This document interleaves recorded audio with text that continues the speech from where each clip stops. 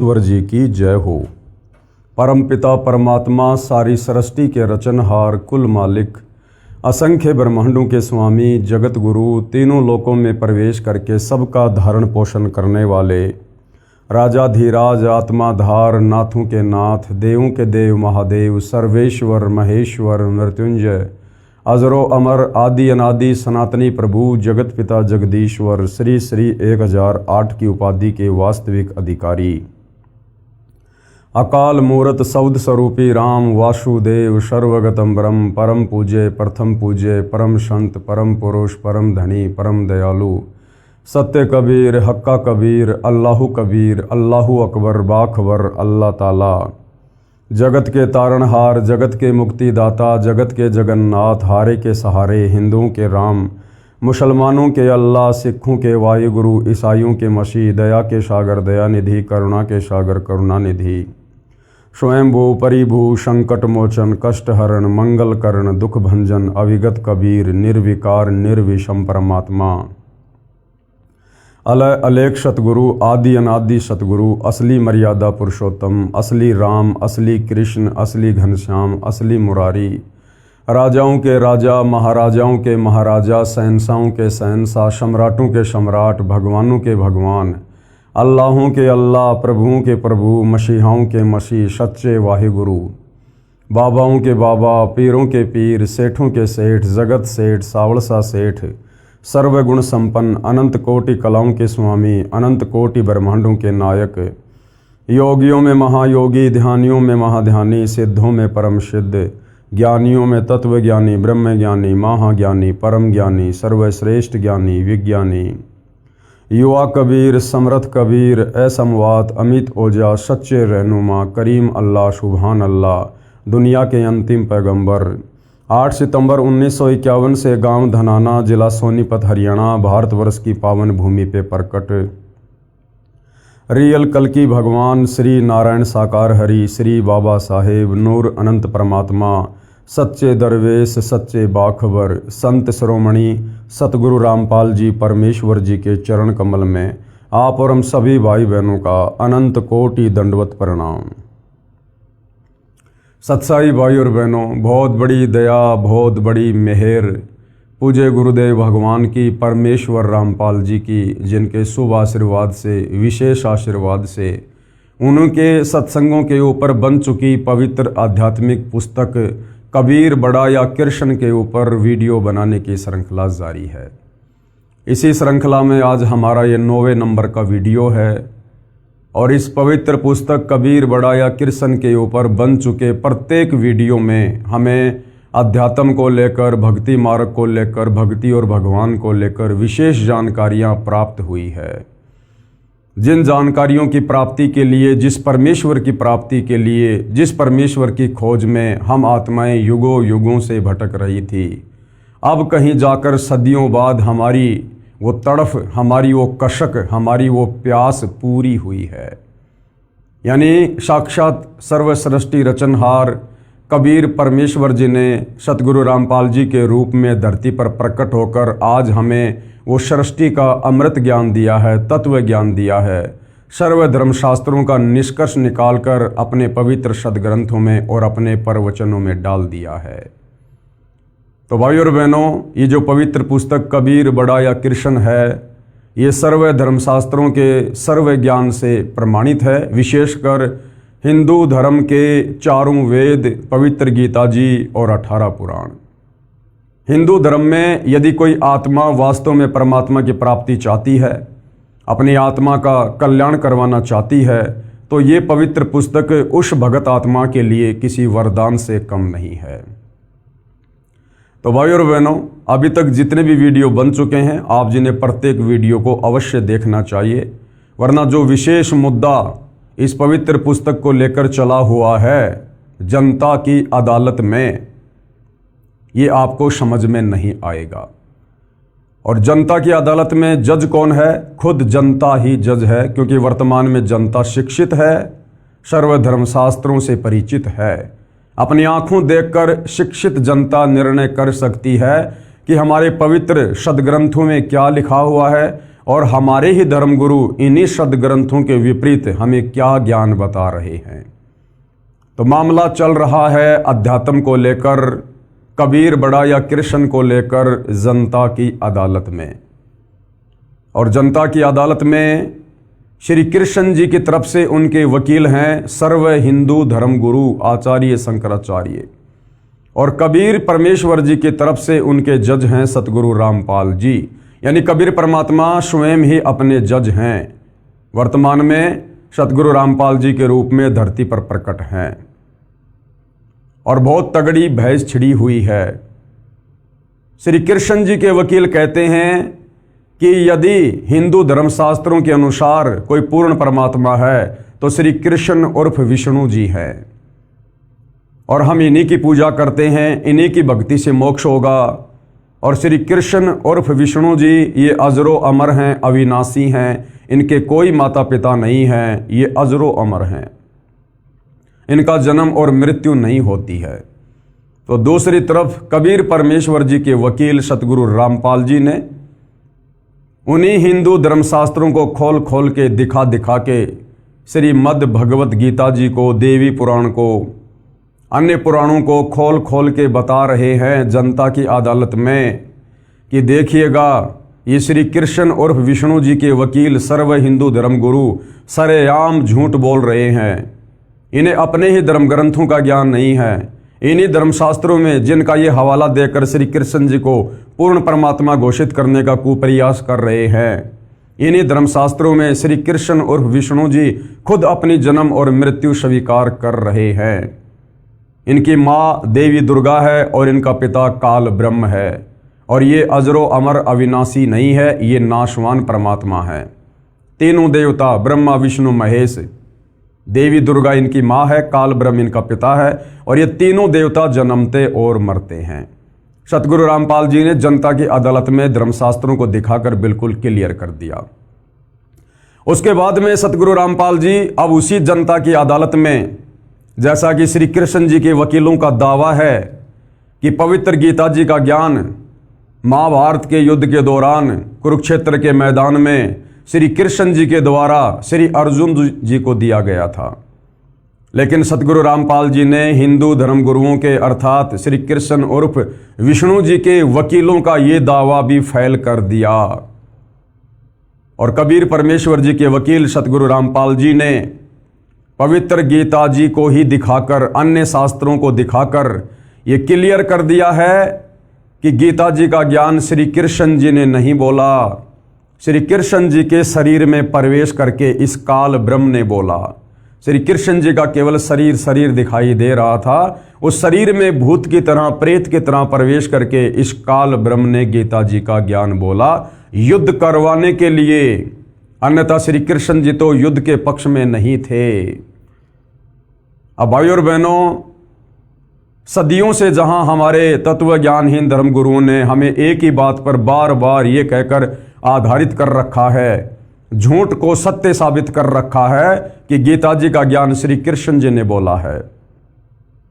अब उस जनता की अदालत में मौखिक रूप से ये कहना कि गीता का ज्ञान श्री कृष्ण जी ने नहीं बल्कि काल ब्रह्म ने बोला है, तो जनता के बात गले नहीं उतरेगी। और चूंकि मामला जनता की कोर्ट में है और कोर्ट में हर बात का प्रमाण पेश किया जाता है, तो अब कबीर जी के वकील सतगुरु रामपाल जी जनता की अदालत में इस बात को पुख्ता तौर पर साबित करने जा रहे हैं कि गीता जी का ज्ञान श्री कृष्ण जी ने नहीं बल्कि श्री कृष्ण जी के शरीर में प्रवेश करके प्रेत की भांति इस काल ब्रह्म ने बोला था।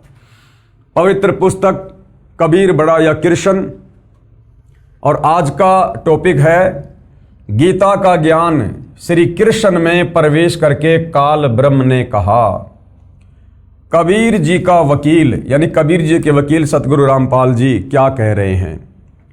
दास यानी सतगुरु रामपाल जी अपने लिए कह रहे हैं कि दास श्री कृष्ण जी के वकील साहिबानों से अदालत में पुनः जानना चाहता हूं कि बताइए श्रीमद् भगवद गीता का ज्ञान किसने कहा?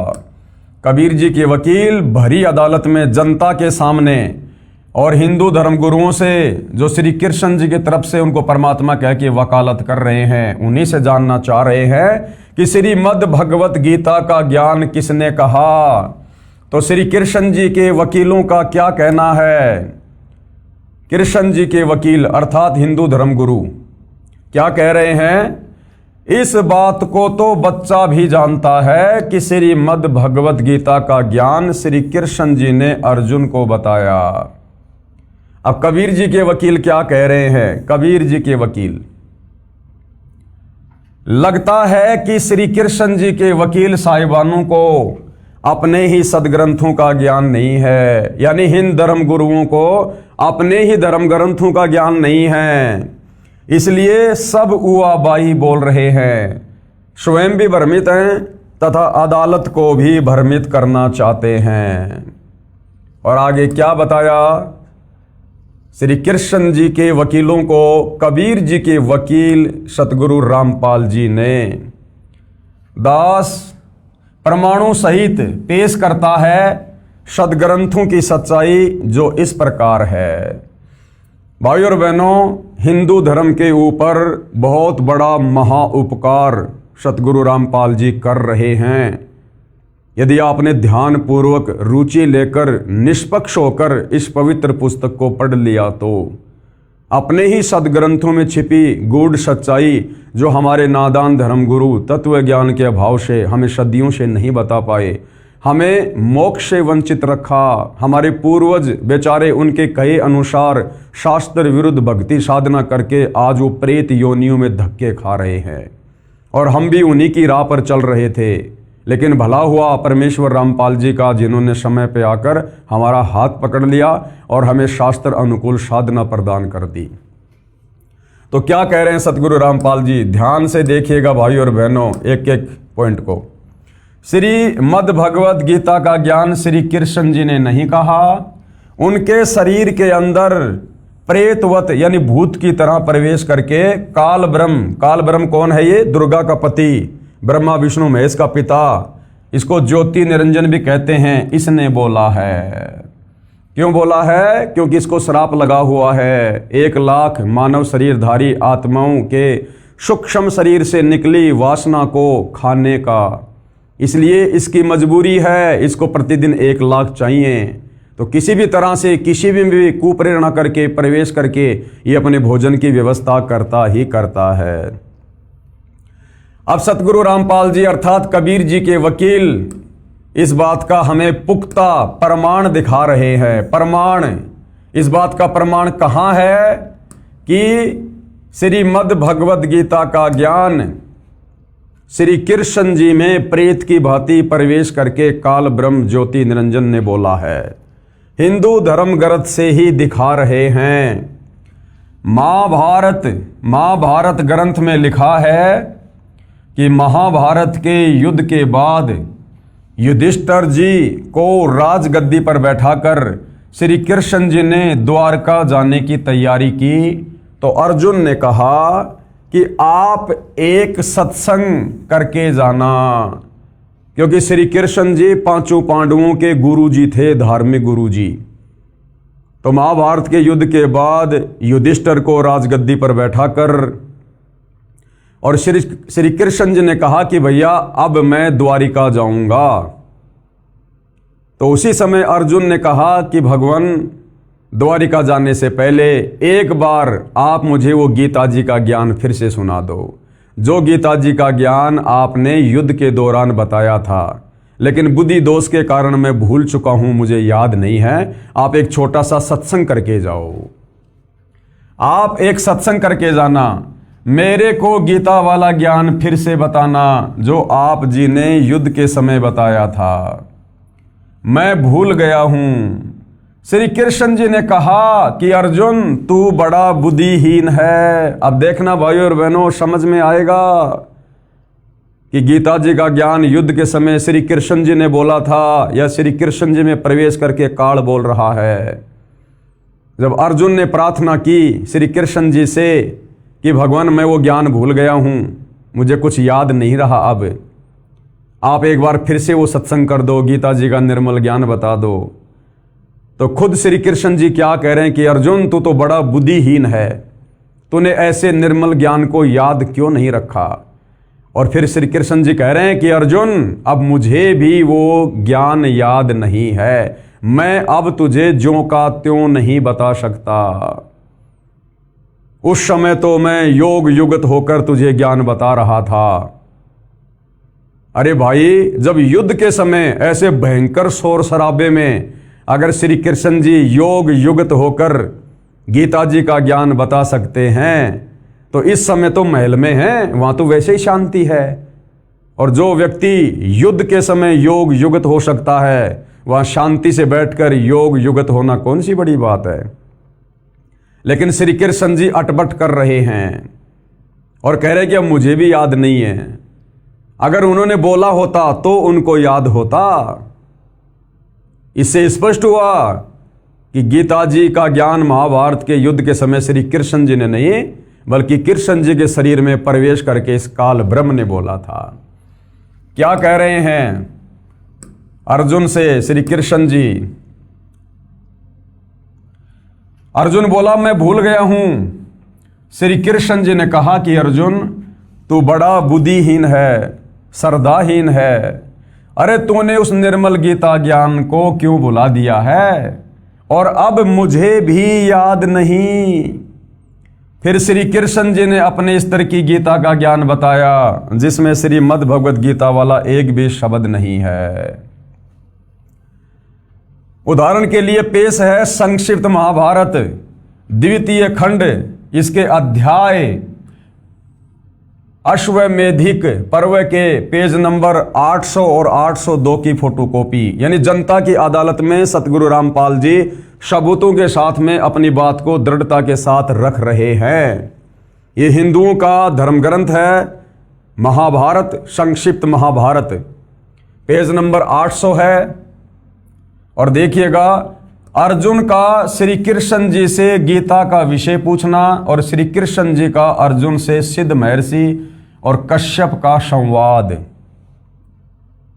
जन्मेजय ने पूछा, ब्रह्मन शत्रुओं का नाश हो जाने के बाद जब महात्मा श्री कृष्ण और अर्जुन सभा में बैठकर वार्तालाप कर रहे थे, उस समय उनमें क्या क्या बातचीत हुई? तो वैशंपायन जी ने क्या कहा? राजन, श्री कृष्ण के सहित अर्जुन ने जब अपने राज्य पर पूरा अधिकार प्राप्त कर लिया तो वे दिव्य सभा भवन में आनंद के साथ रहने लगे। एक दिन स्वजनों से घिरे हुए वे दोनों मित्र स्वेच्छा से घूमते घूमते सभा मंडल के ऐसे भाग में पहुंचे जो कि स्वर्ग के समान सुंदर था। पांडुनंदन अर्जुन श्री कृष्ण के साथ रहकर बहुत प्रसन्न थे। उन्होंने एक बार उस रमणीय सभा की ओर दृष्टि डालकर भगवान से ये वचन कहा, हे देवकी नंदन अर्थात हे कृष्ण जी, जब युद्ध का अवसर उपस्थित था उस समय मुझे आपके महात्म्य का ज्ञान और ईश्वरीय स्वरूप का दर्शन हुआ था। यानी दर्शन तो दिया था काल ने और ज्ञान भी दिया था काल ने, लेकिन अर्जुन नहीं समझ पाया। किंतु केशव, आपने शनैवश पहले मुझे जो ज्ञान का उपदेश किया था वह सब इस समय बुद्धि के दोष से भूल गया हूं। अर्जुन जी कह रहे हैं श्री कृष्ण जी से कि जो आपने मुझे गीता जी का ज्ञान दिया था ना, वो इस समय मैं भूल चुका हूं। और उन विषयों को सुनने के लिए बारंबार मेरे मन में उत्कंठा होती है। यानी मुझे जिज्ञासा हो रही है बार बार आपके मुख से वो गीता जी का ज्ञान सुनने की। इधर आप जल्दी ही द्वारिका जाने वाले हैं, अतः पुनः वह सब विषय मुझे सुना दीजिए। यानी वो गीता का ज्ञान मुझे एक बार फिर से सुना दीजिए। वैशंपायन जी कहते हैं, अर्जुन के ऐसा कहने पर वक्ताओं में श्रेष्ठ महातेजस्वी भगवान श्री कृष्ण ने उन्हें गले से लगाकर इस प्रकार उत्तर दिया। अब श्री कृष्ण जी ने क्या कहा भाई और बहनों, अब इससे साबित हो जाएगा कि गीता जी का ज्ञान श्री कृष्ण जी ने बोला था या उनके शरीर में प्रवेश करके काल ब्रह्म ने बोला था। श्री कृष्ण जी बोले, अर्जुन, उस समय मैंने तुम्हें अत्यंत गोपनीय विषय का श्रवण कराया था। अपने स्वरूप भूत धर्म सनातन पुरुषोत्तम तत्व का परिचय दिया था और शुक्ल कृष्ण गति का निरूपण करते हुए नित्य लोकों का भी वर्णन किया था। किंतु तुमने जो अपनी नासमझी के कारण उस उपदेश को याद नहीं रखा। ध्यान से पढ़ लो भाई और बहनों, जूम करके पढ़ा देता हूं, ध्यान से पढ़ लो। ये जानकर मुझे बड़ा खेद हुआ, उन बातों का अब पूरा पूरा स्मरण होना संभव नहीं जान पड़ता। यानी अर्जुन, अब मैं तुझे वो गीता जी का ज्ञान ज्यों का त्यों नहीं बता सकता, नहीं समझा सकता। हे पांडुनंदन यानी हे अर्जुन, निश्चय ही तुम बड़े श्रद्धाहीन हो, तुम्हारी बुद्धि अच्छी नहीं जान पड़ती।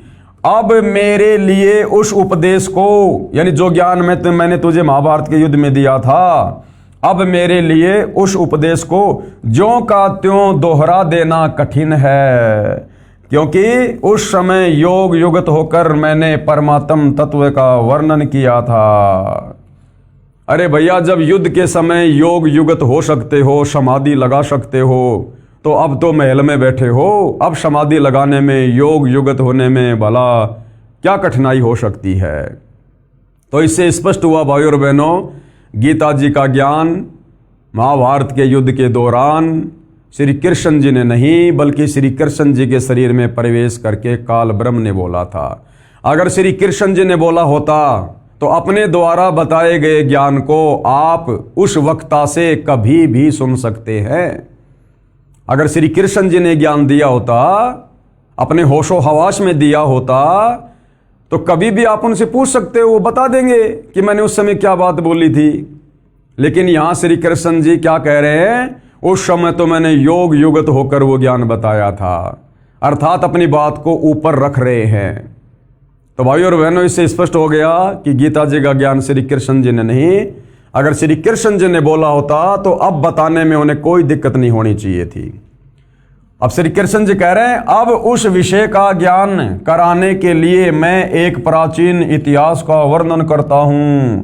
उसके बाद में अर्जुन के सामने श्री कृष्ण जी लगे अटपट करने, अपनी बात को ऊपर रखने के लिए।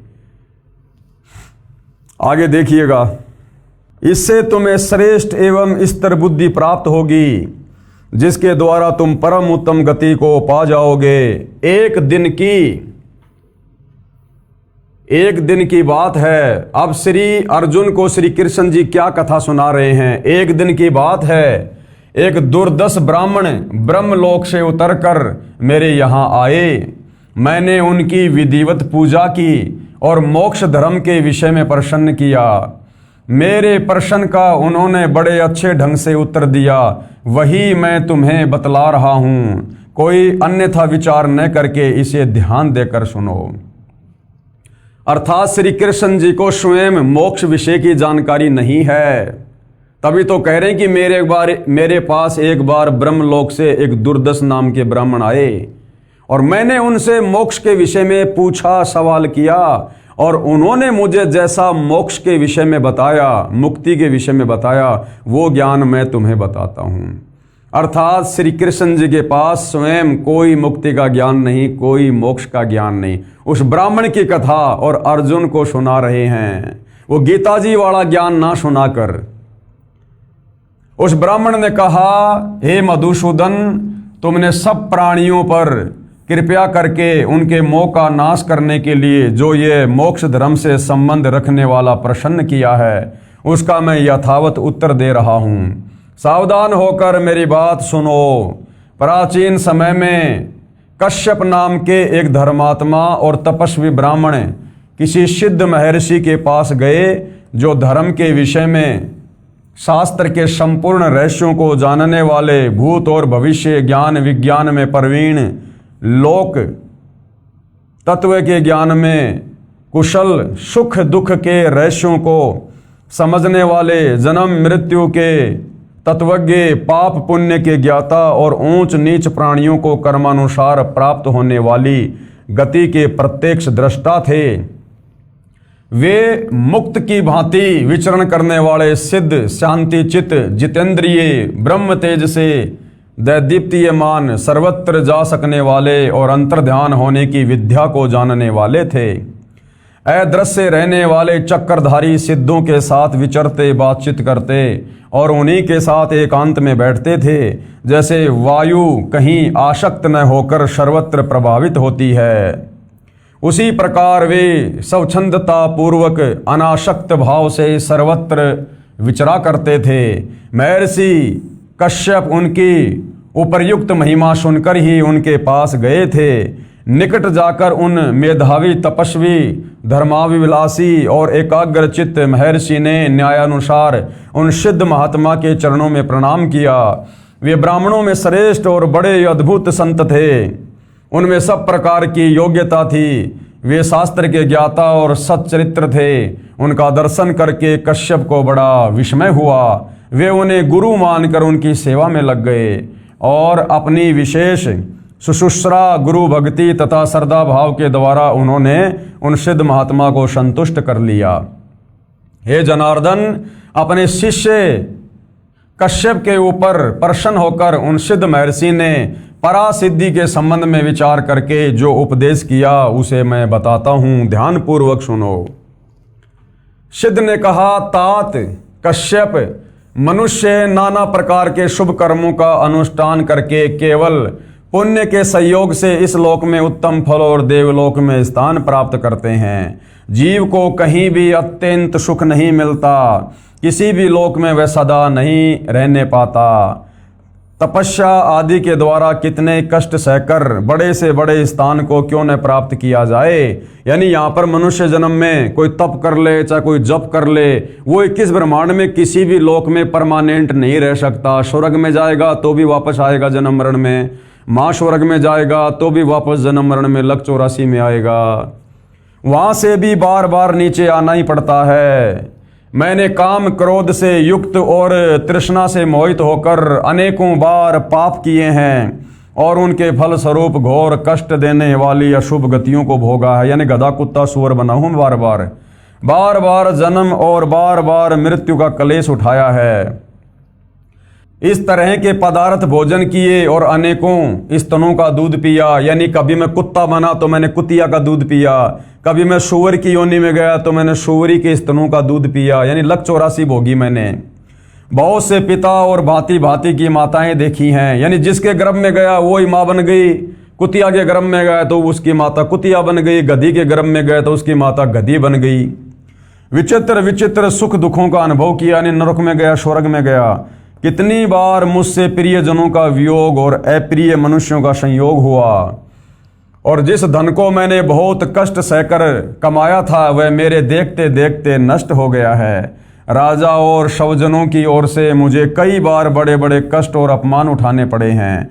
अत्यंत दुख, शारीरिक और मानसिक वेदनाएं सहनी पड़ी हैं। मैंने अनेकों बार घोर अपमान और प्राणांत दंड और कड़ी कैद की सजाएं भोगी हैं।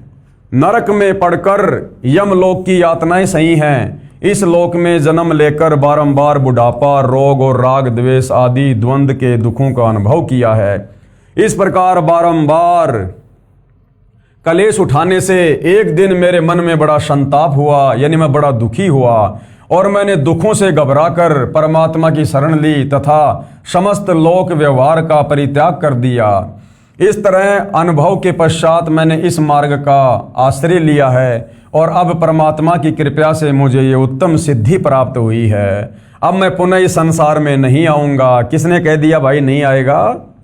जब तक ये सृष्टि कायम रहेगी और जब तक मेरी मुक्ति नहीं हो जाएगी तब तक मैं अपनी और दूसरे प्राणियों की शुभ गति का अवलोकन करूँगा। द्विज श्रेष्ठ, इस प्रकार मुझे ये उत्तम सिद्धि मिली है। इसके बाद मैं उत्तम से उत्तम सत्य लोक में जाऊंगा। अरे सतलोक जाने का रास्ता तो भैया बहुत दूर है और क्रमशः अव्यक्त ब्रह्म पद मोक्ष को प्राप्त कर लूंगा। इसमें मुझे तनिक भी संदेह नहीं करना चाहिए। अब मुझे मृत्यु लोक में नहीं आना पड़ेगा। यहाँ तो ब्रह्मा विष्णु महेश भी बार बार मृत्यु लोक में आते हैं भैया अपनी पदवी को छोड़ के। छोटे मोटे सिद्धों की, ऋषियों की क्या औकात। महात्मने, मैं तुम्हारे ऊपर बहुत प्रसन्न हूँ। बोलो तुम्हारा कौन सा प्रिय काम करूँ। तुम जिस इच्छा से मेरे पास आए हो उसके पूर्ण होने का यह समय आ गया है। तुम्हारे आने का उद्देश्य क्या है इसे मैं जानता हूं और शीघ्र ही यहां से जाने वाला हूं, इसलिए स्वयं तुम्हें प्रसन्न करने के लिए प्रेरित कर रहा हूं। विद्वान, तुम्हारे उत्तम आचरण से मुझे बड़ा संतोष है। तुम अपने कल्याण की बात पूछो, मैं तुम्हारे अभीष्ट प्रश्न का उत्तर दूंगा। कश्यप, मैं तुम्हारी बुद्धि की सराहना करता हूं और उसे बहुत आदर देता हूं। तुमने मुझे पहचान लिया है, इसी से कह रहा हूं कि तुम बड़े बुद्धिमान हो। तो भाइयों और बहनों, श्री कृष्ण जी ने अर्जुन के पूछने पर वो गीता जी वाला ज्ञान ना बताकर और ही कथा कहानी सुनानी प्रारंभ कर दी। अब सतगुरु रामपाल जी क्या कह रहे हैं, इस फोटोकॉपी में श्री कृष्ण जी ने और ब्रह्मलोक से उतरकर उनके पास आए ब्राह्मण दुर्दश से मोक्ष धर्म यानी मुक्ति कैसे हो सकती है ये जानना चाहा है। उस ब्राह्मण की विधिवत पूजा की इस प्रकरण से भी स्वयं सिद्ध हो जाता है कि श्री कृष्ण जी को आध्यात्मिक ज्ञान नहीं था और ना गीता जी का ज्ञान था। अगर आध्यात्मिक ज्ञान होता, गीता का ज्ञान होता, पूर्ण मोक्ष का ज्ञान होता श्री कृष्ण जी को, तो उस दुर्दश ऋषि से जो ब्रह्मलोक से उतर कर आया था उसके आगे हाथ जोड़कर और मुक्ति वाला ज्ञान, मुक्ति का मार्ग पूछने की आवश्यकता नहीं पड़ती। अर्थ है, गीता जी का ज्ञान श्री कृष्ण जी ने नहीं बोला, क्योंकि गीता जी में तो मुक्ति का ज्ञान है। और मुक्ति का ज्ञान यदि श्री कृष्ण जी को पता होता और गीता जी का ज्ञान देते समय बोला होता, तो उस दुर्दश ऋषि से श्री कृष्ण जी ने वो मुक्ति का, मोक्ष का ज्ञान पूछने की आवश्यकता नहीं पड़ती। उस ब्राह्मण की विधिवत पूजा की इस प्रकरण से भी स्वयं सिद्ध हो जाता है कि श्री कृष्ण जी को अध्यात्म ज्ञान नहीं था और ना गीता जी का ज्ञान था। यदि गीता का ज्ञान हो तो उस ब्राह्मण से जानने की आवश्यकता ही नहीं पड़ती, क्योंकि गीता में मुक्ति का ज्ञान बता रखा है। इस प्रकरण में गीता वाला एक भी शब्द नहीं है। जो श्री कृष्ण जी ने ये कथा कहानी अर्जुन को बताई है ना, ये गीता वाला ज्ञान नहीं है। अगर श्री कृष्ण जी को गीता का ज्ञान होता और गीता जी का ज्ञान श्री कृष्ण जी ने बोला होता, तो श्री कृष्ण जी ने उन्हीं के द्वारा बताई गई इस कथा के अनुसार उस ब्राह्मण से ज्ञान पूछने की आवश्यकता नहीं थी। तो भाइयों और बहनों, समाज बुद्धिमान है, एजुकेटेड है, ये प्रमाण आपकी आंखों के सामने हैं। ये सदग्रंथ संत गुरु रामपाल जी ने नहीं लिखे हैं, ये सदियों से लिखे हुए हैं, वर्षों से लिखे हुए हैं, हमारे धर्मगुरुओं ने लिखे हैं। सतगुरु रामपाल जी केवल जनता की अदालत में सार्वजनिक कर रहे हैं, जनता को भक्ति मार्ग समझाने के लिए कि श्री कृष्ण और विष्णु कंप्लीट गॉड नहीं है, सुप्रीम पावर नहीं है, ये मुक्ति दाता नहीं है, इनकी भक्ति से जन्म मरण का रोग नहीं कट सकता, मोक्ष नहीं हो सकता। अब आगे देखिए, अदालत के प्रश्न तथा कबीर जी के वकील के उत्तर। अब जनता की अदालत में जो जनता ही जज है, कबीर जी के वकील सतगुरु रामपाल जी से कुछ प्रश्नोत्तरी कर रही है, कुछ सवाल पूछ रही है, जिनका सतगुरु रामपाल जी ने जवाब पेश करना है। ध्यान से सुनिए। अदालत के प्रश्न तथा कबीर जी के वकील के उत्तर। अदालत में प्रमाण पेश है कि श्रीमद् भगवत गीता का ज्ञान श्री कृष्ण ने नहीं कहा, उनके शरीर में प्रवेश करके काल ब्रह्म ने कहा। अब आगे देखिएगा, कोर्ट यानी अदालत का कबीर जी के वकील से प्रश्न नंबर 1, और क्या प्रश्न है कि गीता जी का ज्ञान कब तथा किसने और किसको सुनाया और किसने लिखा, हमें विस्तार से बताइएगा। तो कबीर जी के वकील सतगुरु रामपाल जी जनता की अदालत में अब किस प्रकार से और क्या बताने जा रहे हैं, सभी भाइयों ने ध्यानपूर्वक सुनना है। कबीर जी के वकील का उत्तर। श्रीमद् भगवत गीता का ज्ञान श्री कृष्ण जी के शरीर में प्रवेश करके काल भगवान ने, जिसे वेदों व गीता में ब्रह्म नाम से भी जाना जाता है, जो गीता अध्याय 8 श्लोक नंबर 13 में कह रहा है कि मेरा नाम ब्रह्म है और मेरा ओम मंत्र है। उस ब्रह्म ने, जो दुर्गा का पति है, ब्रह्मा विष्णु महेश का पिता है, जिसे प्रतिदिन 1 लाख मानव शरीरधारी आत्माओं को खाने का, उनके सूक्ष्म शरीर से निकली वासना को खाने का श्राप लगा हुआ है, उस काल ब्रह्म ने श्री कृष्ण जी के शरीर में प्रेत की भांति प्रवेश करके गीता जी का ज्ञान बोला। और अर्जुन को सुनाया गया। किसको सुनाया? अर्जुन को। जिस समय कौरव तथा पांडव अपनी संपत्ति अर्थात दिल्ली के राज्य पर अपने अपने हक का दावा करके युद्ध करने के लिए तैयार हो गए थे, दोनों की सेनाएं आमने सामने कुरुक्षेत्र के मैदान में खड़ी थी। अर्जुन ने देखा कि सामने वाली सेना में भीष्म पितामह है, गुरु द्रोणाचार्य जी हैं, मेरे सारे रिश्तेदार हैं, और कौरवों के बच्चे जो उसके भतीजे थे और उनके दामाद, बहनोई, ससुर आदि आदि लड़ने मरने के लिए खड़े हैं। कौरव और पांडव आपस में ये चचेरे भाई थे। अर्जुन में साधु भाव जागृत हो गया। अपने स्वजनों को सामने देखकर अर्जुन में मोह ममता जागृत हो गई कि मैं किसको मारूंगा। अरे अपने परिवार को, अपने भाई बंधुओं को, अपने चाचा को, अपने भतीजों को, अपने रिश्तेदारों को मार के मैं क्या करूंगा, मैं राज करके, युद्ध करके। तो अर्जुन में साधु भाव जागृत हो गया तथा विचार किया कि जिस राज्य को प्राप्त करने के लिए हमें अपने चचेरे भाइयों, भतीजों, दामादों, बहनोइयों, भीष्म पितामह जो उनके दादाजी थे तथा गुरुजनों को मारेंगे, ये भी नहीं पता कि हम कितने दिन संसार में रहेंगे। इसलिए इस प्रकार से प्राप्त राज्य के सुख से अच्छा तो हम भिक्षा मांगकर अपना निर्वाह कर लेंगे। अर्जुन ने सोचा अगर दुर्योधन हमें राज्य नहीं देना चाहता है, आधा राज्य नहीं देना चाहता है, 5 गांव भी नहीं देना चाहता है, तो कोई बात नहीं, अपने स्वजनों को मारकर राज्य करने से अच्छा है हम तो भीख मांगकर अपना पेट भर लेंगे। ये सोचकर अर्जुन ने हथियार डाल दिए। अब भाई और बहनों, अगर अर्जुन युद्ध नहीं कर रहा है तो बाकी पांडव भी युद्ध नहीं कर सकते थे, और युद्ध नहीं होगा तो काल बलि के पास में उसका भोजन कैसे जाएगा। तो काल को टेंशन हो गई, चिंता हो गई, परंतु युद्ध नहीं करेंगे। ये विचार करके अर्जुन ने धनुष बाण हाथ से छोड़ दिया तथा रथ के पिछले भाग में बैठ गया।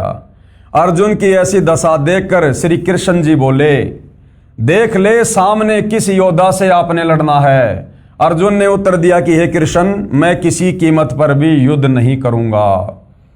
अपने उद्देश्य तथा जो विचार मन में उठ रहे थे उनसे भी अवगत कराया। उसी समय श्री कृष्ण जी में काल भगवान प्रवेश कर गया।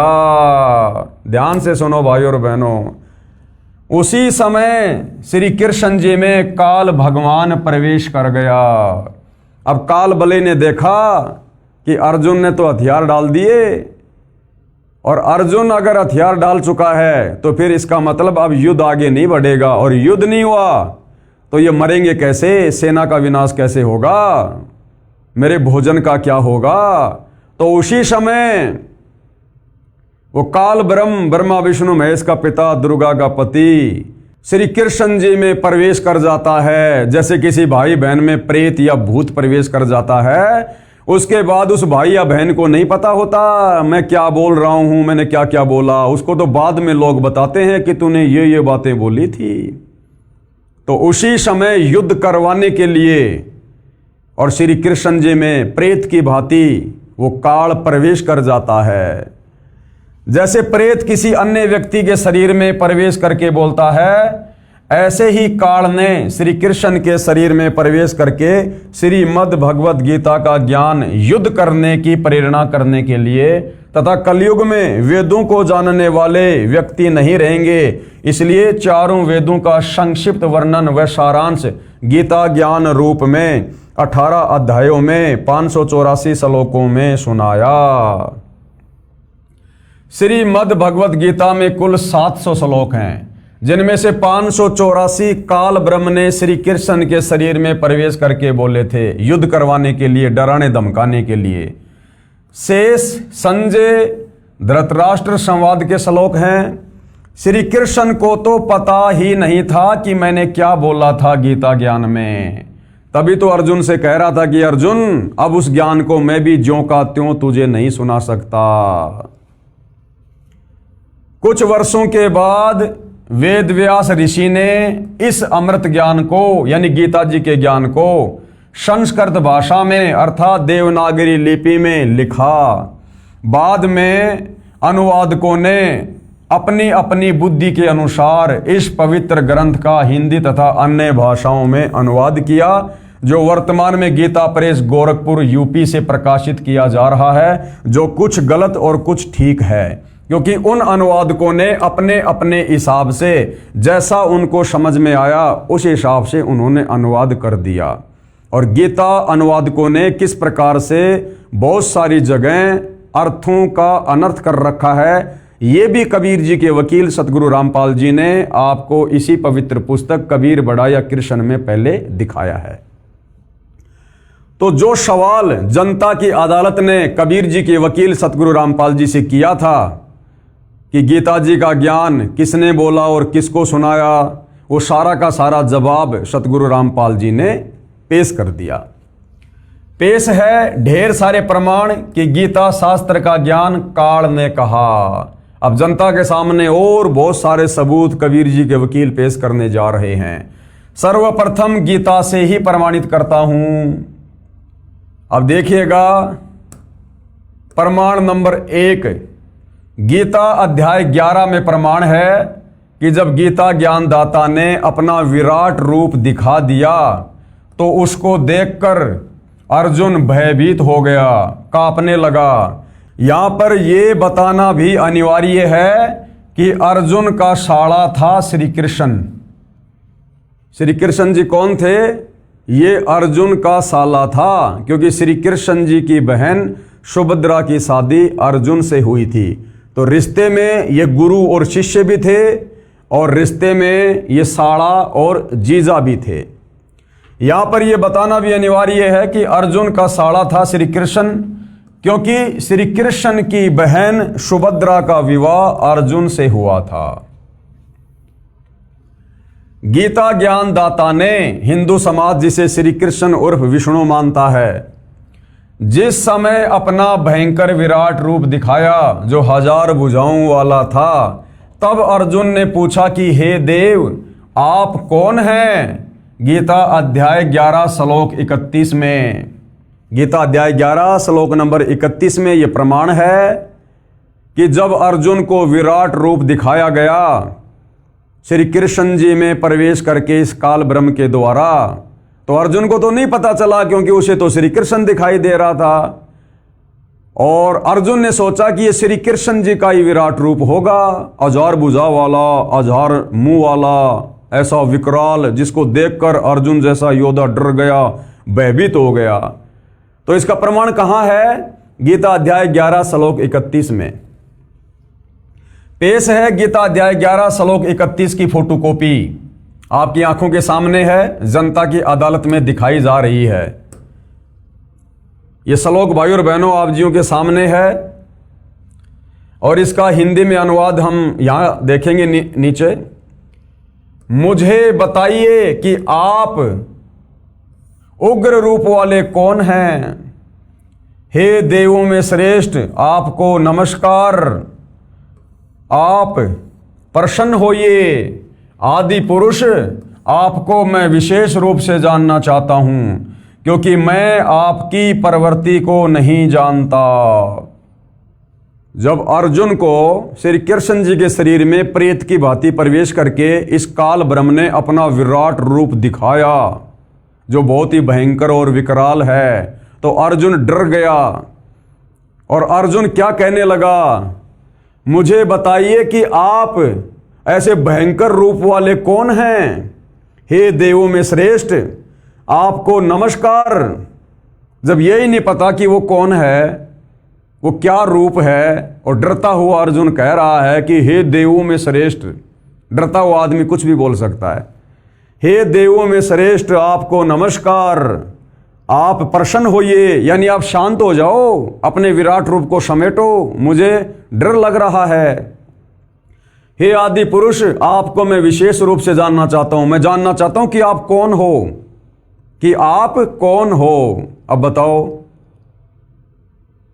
अरे अगर वो गीता का ज्ञान देने वाला श्री कृष्ण होता तो श्री कृष्ण तो अर्जुन का साला था। क्या अर्जुन अपने साले को भी नहीं पहचानता जो उस समय कह रहा है कि आप कौन हो? मैं विशेष रूप से जानना चाहता हूं, क्योंकि वो काल था। और उसने अपना विराट रूप दिखाया था जिसको अर्जुन ने पहले नहीं देखा था। मैं आपको विशेष रूप से जानना चाहता हूं क्योंकि मैं आपकी प्रवृत्ति को नहीं जानता, यानी मैं आपके इस रूप को नहीं जानता, मैंने पहले कभी नहीं देखा। अर्थात गीता जी का ज्ञान श्री कृष्ण जी ने नहीं, अगर श्री कृष्ण जी ने बोला होता तो श्री कृष्ण जी को तो अर्जुन भली भांति जानता था, पहचानता था। अर्जुन श्री कृष्ण का जीजा था, अपने साले को कौन भूल जाएगा। अर्थात श्री कृष्ण जी में प्रवेश करके अर्जुन को डरा कर धमका कर वो अपना वो उग्र रूप दिखाकर और युद्ध के लिए वो तैयार कर रहा था। तो ये अध्याय कौन सा है? अध्याय 11 श्लोक नंबर 31। अब जब श्री अर्जुन जी ने इस प्रकार का सवाल किया, गीता अध्याय 11 श्लोक 46, हे सहस्त्र बाहु, हे हजार भुजा वाले। अर्जुन क्या कह रहा है? वो विराट रूप देखकर गीता अध्याय 11 श्लोक नंबर 46 में अर्जुन कह रहा है, हे सहस्त्रा बाहु, अर्थात हजार भुजा वाले। अब भाइयों और बहनों, आप हिंदू धर्म के श्रद्धालु बहुत भोले हो, आपको अपने शास्त्रों का ज्ञान नहीं, अपने भगवानों की स्थिति के विषय में ज्ञान नहीं, तो कम से कम जो धर्म गुरु हैं वो तो ध्यान दो इस बात पर। अरे श्री कृष्ण उर्फ विष्णु ये ज्यादा से ज्यादा 4 भुजा बना सकता है, 4 हाथ है, क्योंकि ये 4 भुजा के भगवान है, ब्रह्मा विष्णु महेश। कम से कम 2 भुजा बना सकते हैं, ज्यादा से ज्यादा 4। ये मात्र 16 कला के भगवान हैं। अगर गीता जी का ज्ञान श्री कृष्ण उर्फ विष्णु बोल रहा होता तो फिर ये हजार भुजा वाला कौन था? ये हजार कला का स्वामी तो काल है, काल ब्रह्म। अगर श्री कृष्ण उर्फ विष्णु ने गीता जी का ज्ञान बोला होता और अपना विराट रूप दिखाया होता तो श्री कृष्ण उर्फ विष्णु तो 4 हाथ से ज्यादा हाथ नहीं बना सकता। और यहां पर अर्जुन ने क्या देखा? हजार भुजा, हजार मुंह, हजार नेत्र। तो किसने बोला गीता जी का ज्ञान? श्री कृष्ण जी में प्रवेश करके हजार कला के स्वामी इस काल ब्रह्म ने, दुर्गा के पति ने, ब्रह्मा विष्णु महेश के पिता ने। यह प्रमाण है गीता अध्याय 11 श्लोक 46। अर्जुन खुद कह रहा है, हे सहस्त्रा बाहु यानी हजार भुजा वाले, आप अपने चतुर्भुज रूप में दर्शन दीजिए। अर्जुन डर कर कह रहा है कि आप मुझे उसी अपने शांत रूप में दर्शन दीजिए। अर्जुन ने सोचा ये श्री विष्णु जी हैं, क्योंकि अर्जुन उन्हें विष्णु अवतार श्री कृष्ण तो मानता ही था, परंतु उस समय श्री कृष्ण जी के शरीर से बाहर निकलकर काल ने अपना अपार विराट रूप दिखाया था। और अर्जुन क्या बोला? मैं भयभीत हूं, आपके इस रूप को सहन नहीं कर पा रहा हूं। अरे भगवान के विराट रूप को देखकर कोई डरता है क्या? क्या भगवान का ऐसा डरावना रूप होता है जो अर्जुन जैसा योद्धा डर के मारे कांप रहा है? क्या ऐसा भगवान होता है? क्या करोगे ऐसे भगवान की भक्ति करके जिसका चेहरा देख के डर लगता आदमी को? तो ये काल था, ये इसका काल रूप था, इसका विराट रूप था। इस काल का चेहरा बहुत विकराल बताया गुरुदेव भगवान ने। ओछा माथा, लंबे लंबे दांत, टेढ़ा मेढ़ा चेहरा, काला कलूटा शरीर, भयंकर विकराल, क्योंकि इसको श्राप लगा हुआ है कबीर परमेश्वर जी की तरफ से, जिस कारण से इसके विराट रूप को देखकर अर्जुन जैसा योद्धा भी डर गया, कांप गया। मैं भयभीत हूं, आपके इस रूप को सहन नहीं कर पा रहा हूं। अब कबीर जी के वकील सतगुरु रामपाल जी क्या कह रहे हैं अदालत में? ध्यान रहे, श्री विष्णु अर्थात श्री कृष्ण केवल 4 भुजा के युक्त हैं। ये केवल 4 भुजा के भगवान हैं, ज्यादा से ज्यादा 4 भुजा और कम से कम 2 भुजा बना सकते हैं, इससे ज्यादा नहीं। या ध्यान रहे, श्री विष्णु अर्थात श्री कृष्ण केवल 4 भुजा से युक्त हैं। ये 2 भुजा तो बना सकते हैं, परंतु 4 से अधिक का ये प्रदर्शन नहीं कर सकते। और वहां प्रदर्शन हो रहा था हजार भुजा का। और ये जो काल ब्रह्म है, ये काल ब्रह्म 1000 यानी सहस्त्र भुजा युक्त है। ये 1000 कला का स्वामी है। ये काल, ये ज्योति निरंजन, यह 1000 तथा इनसे नीचे भुजाओं का ये प्रदर्शन कर सकता है। चाहे तो 500 भुजा भी कर सकता है, 400 भी, 800 भी, 900 भी, लेकिन 1000 से ज्यादा भुजा यानी हाथ ये काल भी नहीं बना सकता, क्योंकि ये केवल 1000 भुजा का ही भगवान है। यह 1000 तथा इनसे नीचे भुजाओं का ये प्रदर्शन कर सकता है, 1000 भुजाओं से अधिक का ये प्रदर्शन नहीं कर सकता। 4 भुजा, 2 भुजा, 10 भुजा आदि आदि बना सकता है। शरीर में बने कमल चक्रों में भी इस काल ब्रह्म के चक्कर का नाम सहस्त्र कमल दल है, यानी 1000 कमल वाली पंखड़ियों का स्वामी।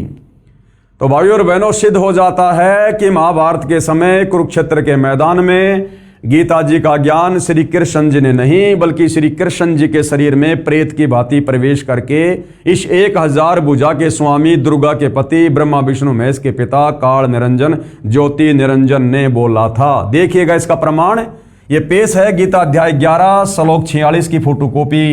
हिंदू धर्मशास्त्र से जनता की अदालत में मामला है, इसलिए ये प्रमाण दिखाने अति आवश्यक हैं, ताकि भक्ति और भगवान की परिभाषा से परिचित होने के लिए, शास्त्र अनुकूल साधना पर दृढ़ता के साथ लगने के लिए हिंदू समाज के भाई बहनों को यह दृढ़ विश्वास हो जाए कि वास्तव में कबीर परमेश्वर ही बड़ा भगवान है, ब्रह्मा विष्णु महेश ये बड़े भगवान नहीं, समर्थ भगवान नहीं है। पेश है गीता अध्याय 11 श्लोक 46 की फोटोकॉपी। ये श्लोक आप जियों के सामने है भाइयों और बहनों, पढ़ लो अच्छे से, गीता जी को लाकर पढ़ लो या स्क्रीन पे पढ़ लो। यहां पर ये सहस्त्रा भाव शब्द साफ साफ लिखा हुआ है।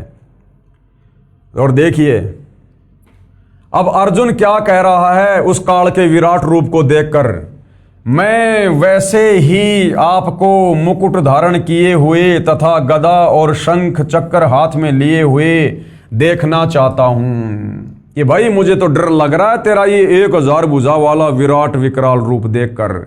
मैं तो आपको उसी प्रकार से सिर पर मुकुट, हाथ में गदा, चक्र, सुदर्शन चक्र वगैरह धारण किए हुए देखना चाहता हूं। मैं भयभीत हूं, मैं डर रहा हूं। इसलिए हे विश्वरूप, हे सहस्त्र बाहो, हे 1000 भुजा वाले, हे सहस्त्र बाहो यानी 1000 भुजा वाले, आप उसी चतुर्भुज रूप से प्रकट होइए।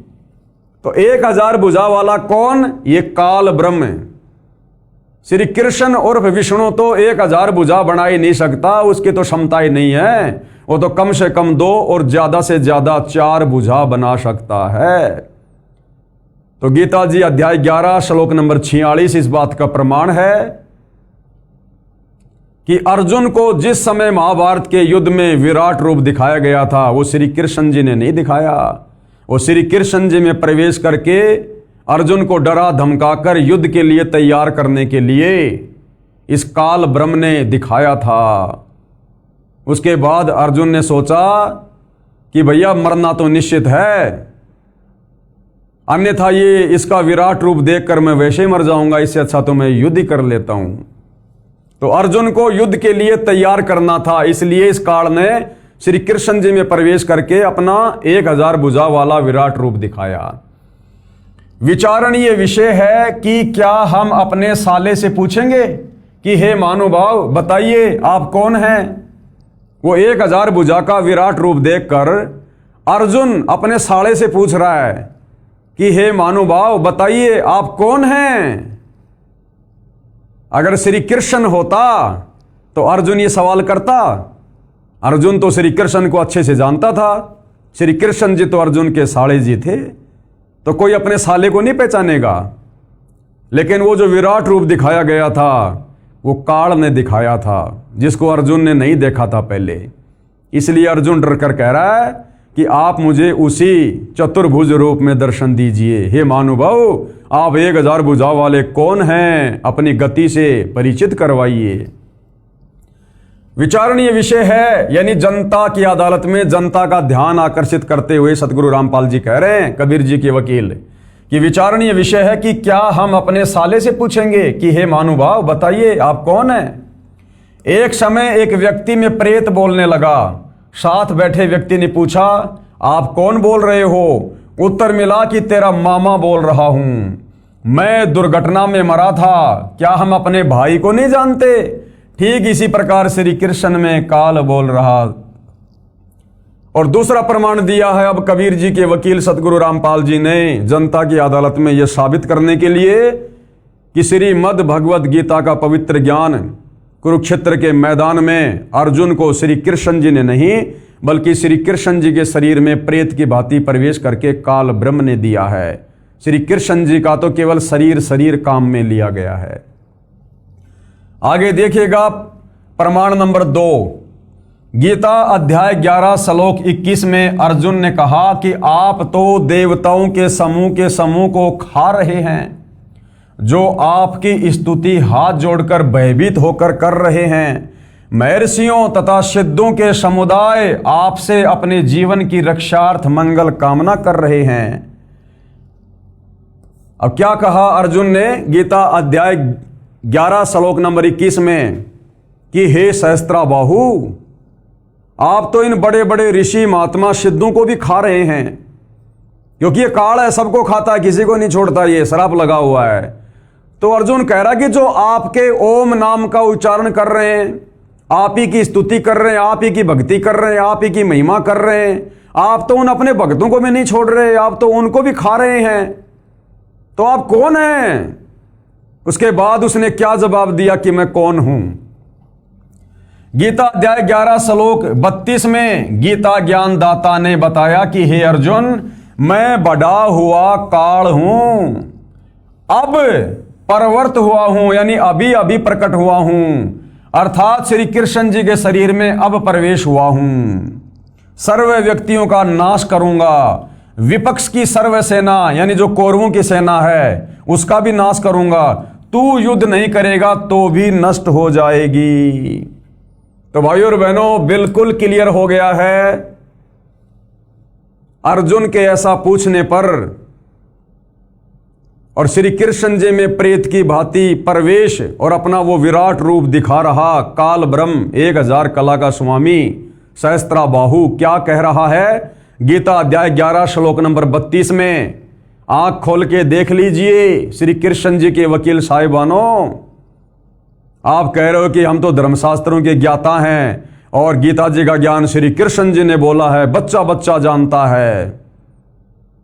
तो यह गीता अध्याय 11 श्लोक नंबर 32 में वो गीता ज्ञान बोलने वाला क्या कह रहा है? गीता अध्याय 11 श्लोक 32 में, अध्याय 11 श्लोक 32 में गीता ज्ञान दाता ने बताया कि हे अर्जुन, मैं बड़ा हुआ काल हूं। क्या श्री कृष्ण जी ने अपने जीवन काल में महाभारत के युद्ध से पहले कभी कहा कि मैं काल हूं? क्या महाभारत के युद्ध के बाद कभी श्री कृष्ण जी ने कहा कि मैं काल हूं? कभी नहीं कहा। और ना श्री कृष्ण जी काल थे। अरे श्री कृष्ण जी तो जब बांसुरी बजाया करते थे तो गाय वगैरह, पशु पक्षी वगैरह, गोपियां वगैरह, ग्वाल बाल मंत्र मुग्ध होकर उनके चरणों में बैठ जाया करते थे, आनंद लिया करते थे। वो भला काल कैसे हो सकते थे?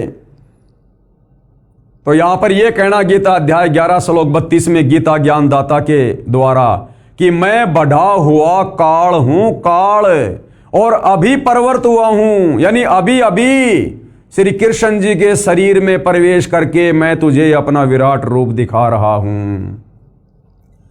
गीता अध्याय 11 श्लोक 32 में गीता ज्ञानदाता ने बताया कि हे अर्जुन, मैं बढ़ा हुआ काल हूं और अब परवर्त हुआ हूं, अर्थात श्री कृष्ण के शरीर में अब प्रवेश हुआ हूं। अब आया हूं मैं और सर्व व्यक्तियों का नाश करूंगा। विपक्ष की सर्व सेना तू युद्ध नहीं करेगा तो भी नष्ट हो जाएगी। अब भाइयों और बहनों, जनता की अदालत में ऐसा ठोस सबूत पेश कर दिया गया है। जिसको भक्ति करनी होगी, जिसको परमात्मा चाहिए, वो तो चरण धो धो के पिएगा, सतगुरु रामपाल जी के चरण धो धो के। आगे देखिएगा, ये देखिए पेश है गीता अध्याय 11 श्लोक 21 व 32 की फोटोकॉपी। गीता अध्याय 11 श्लोक 21 में क्या है? ये श्लोक आप जियों के सामने है, आप जी पढ़ सकते हैं, देख सकते हैं, जिसमें अर्जुन कह रहा है कि जो आप ही की स्तुति कर रहे हैं, आप ही की महिमा कर रहे हैं, आपकी भक्ति कर रहे हैं, आप तो उन साधु संत सिद्ध महात्माओं को भी खा रहे हो। कुछ तो आपके मुंह में जा रहे हैं, कुछ आपकी दाढ़ी में लटके हुए हैं, आप तो अपनी भक्ति करने वालों को भी नहीं छोड़ रहे। देखिएगा वे ही देवताओं के समूह आप में प्रवेश करते हैं और कुछ भयभीत होकर हाथ जोड़े आपके नाम और गुणों का उच्चारण करते हैं तथा महर्षि और सिद्धों के समुदाय कल्याण हो ऐसा कहकर उत्तम उत्तम स्तोत्रों द्वारा आपकी स्तुति करते हैं। देवताओं के समूह आप में प्रवेश करते हैं, यानी आप तो सबको खा रहे हो। आपके मुख के माध्यम से ये महर्षि जन, सिद्ध महात्मा भी, ये भी आपके मुंह में जा रहे हैं, आप तो इनको भी नहीं छोड़ रहे। तो उसने क्या बताया कि भाई मैं कौन हूं। गीता अध्याय 11 श्लोक 32 की फोटोकॉपी देखिएगा। काल है अश्मि लोकस्य कृत प्रवर्ध है लोकान समाहर तुम इह प्रवर्त ऋते अपि त्वाम न भविष्यन्ति सर्वे ये अवस्थिता प्रत्येनिकेषु योधा। इस प्रकार अर्जुन के पूछने पर श्री भगवान बोले, हे अर्जुन, मैं लोकों का नाश करने वाला बढ़ा हुआ महाकाल हूं। ये महाकाल तो इन्होंने जबरदस्ती लिखा है, साफ साफ यहां पर काल लिखा हुआ है, यहां पर काल ही लिखना चाहिए था, लेकिन ये तो गीता अनुवादकों की अपनी अटकलबाजी है। तो क्लियर हो गया है भाइयों और बहनों। क्या आप मानते हैं कि श्री कृष्ण जी काल हैं? अगर श्री कृष्ण जी काल हैं तो धिक्कार है हिंदू समाज को जो भगवान की पूजा ना करके काल की पूजा कर रहा है।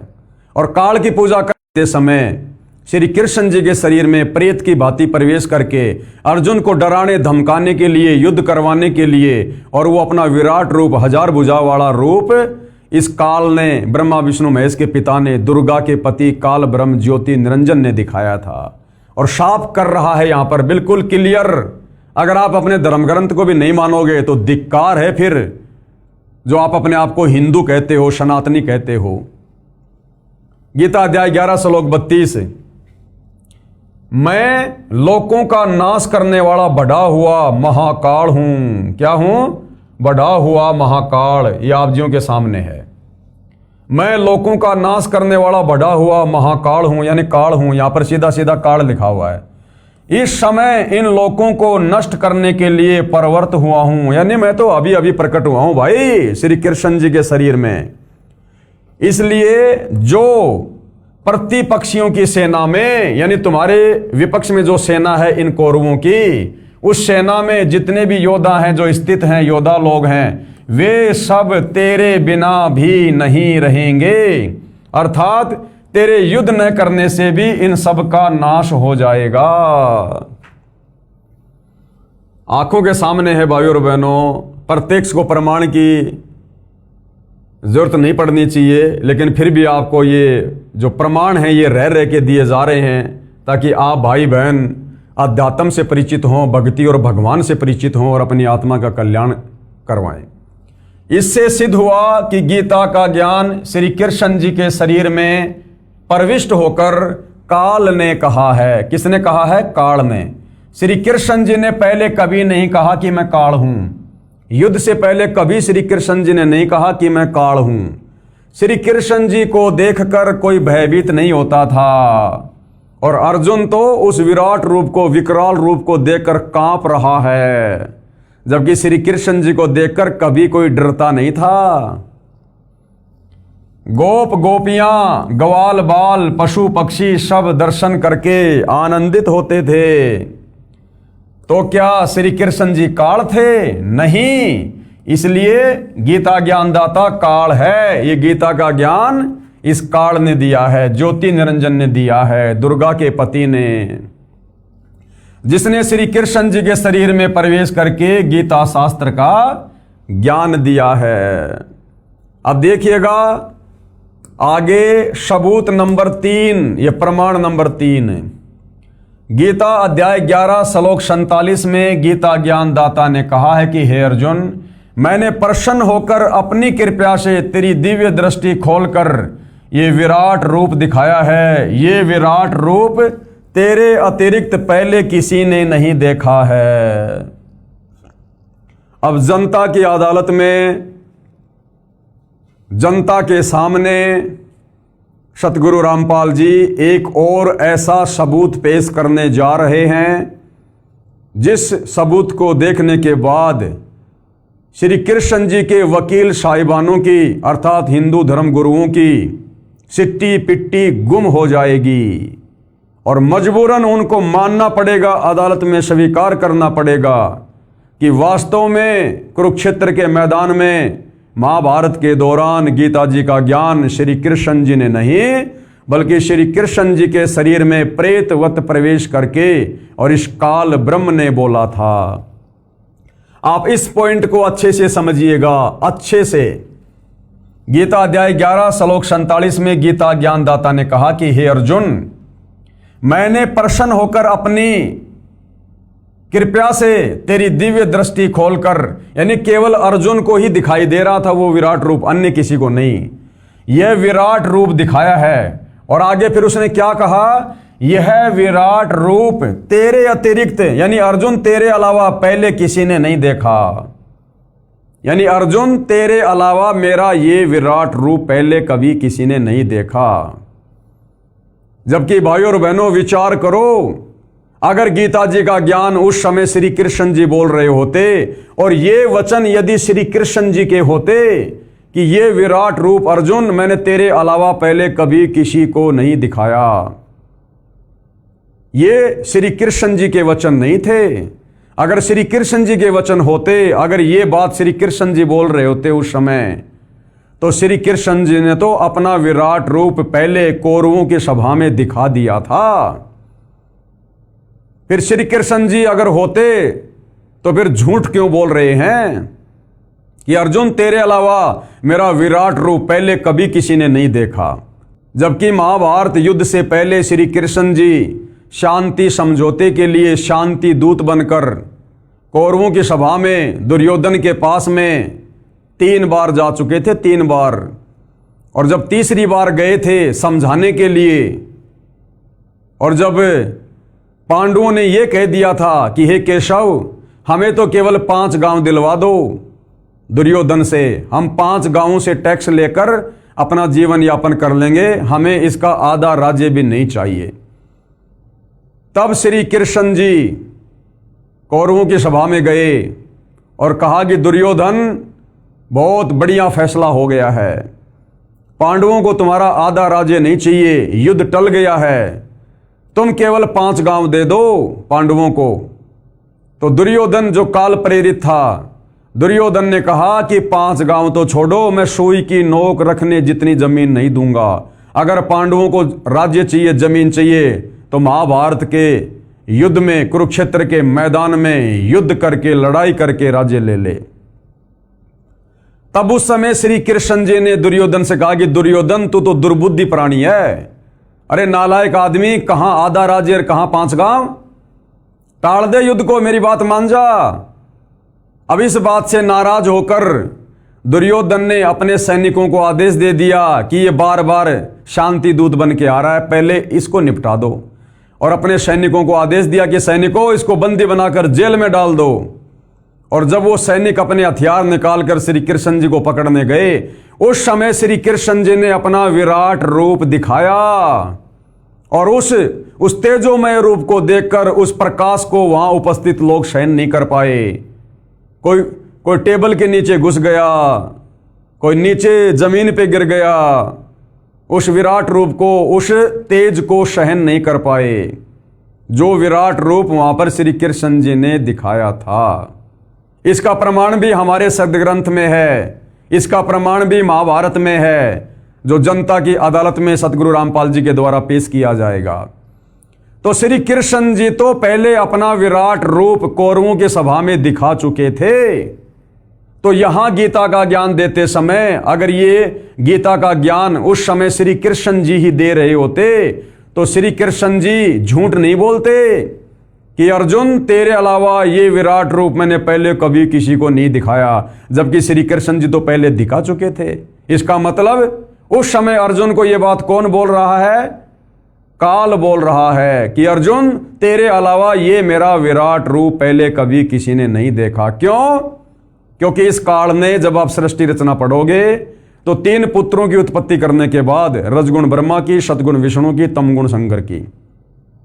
और इसने अपनी पत्नी दुर्गा से कहा कि दुर्गा, अब आज के बाद मैं ये प्रतिज्ञा करता हूं कि मैं आज के बाद कभी भी अपने काल रूप में किसी को भी दर्शन नहीं दूंगा। इसलिए गीता का ज्ञान देते समय श्री कृष्ण जी के शरीर में प्रवेश करके अपना विराट रूप दिखाते हुए युद्ध करवाने के लिए ये काल अर्जुन से कह रहा कि अर्जुन, ये मेरा विराट रूप आज से पहले कभी किसी ने तेरे अलावा नहीं देखा। अर्थात गीता जी का ज्ञान श्री कृष्ण जी ने नहीं, बल्कि श्री कृष्ण जी के शरीर में प्रवेश करके इस काल ब्रह्म ने बोला है। प्रमाण नंबर 3, गीता अध्याय 11 श्लोक 47 में गीता ज्ञानदाता ने कहा है, यानी इस काल ब्रह्म ने कहा, हे अर्जुन, मैंने प्रसन्न होकर अपनी कृपा से तेरी दिव्य दृष्टि खोलकर ये विराट रूप दिखाया है। ये विराट रूप तेरे अलावा पहले किसी ने नहीं देखा।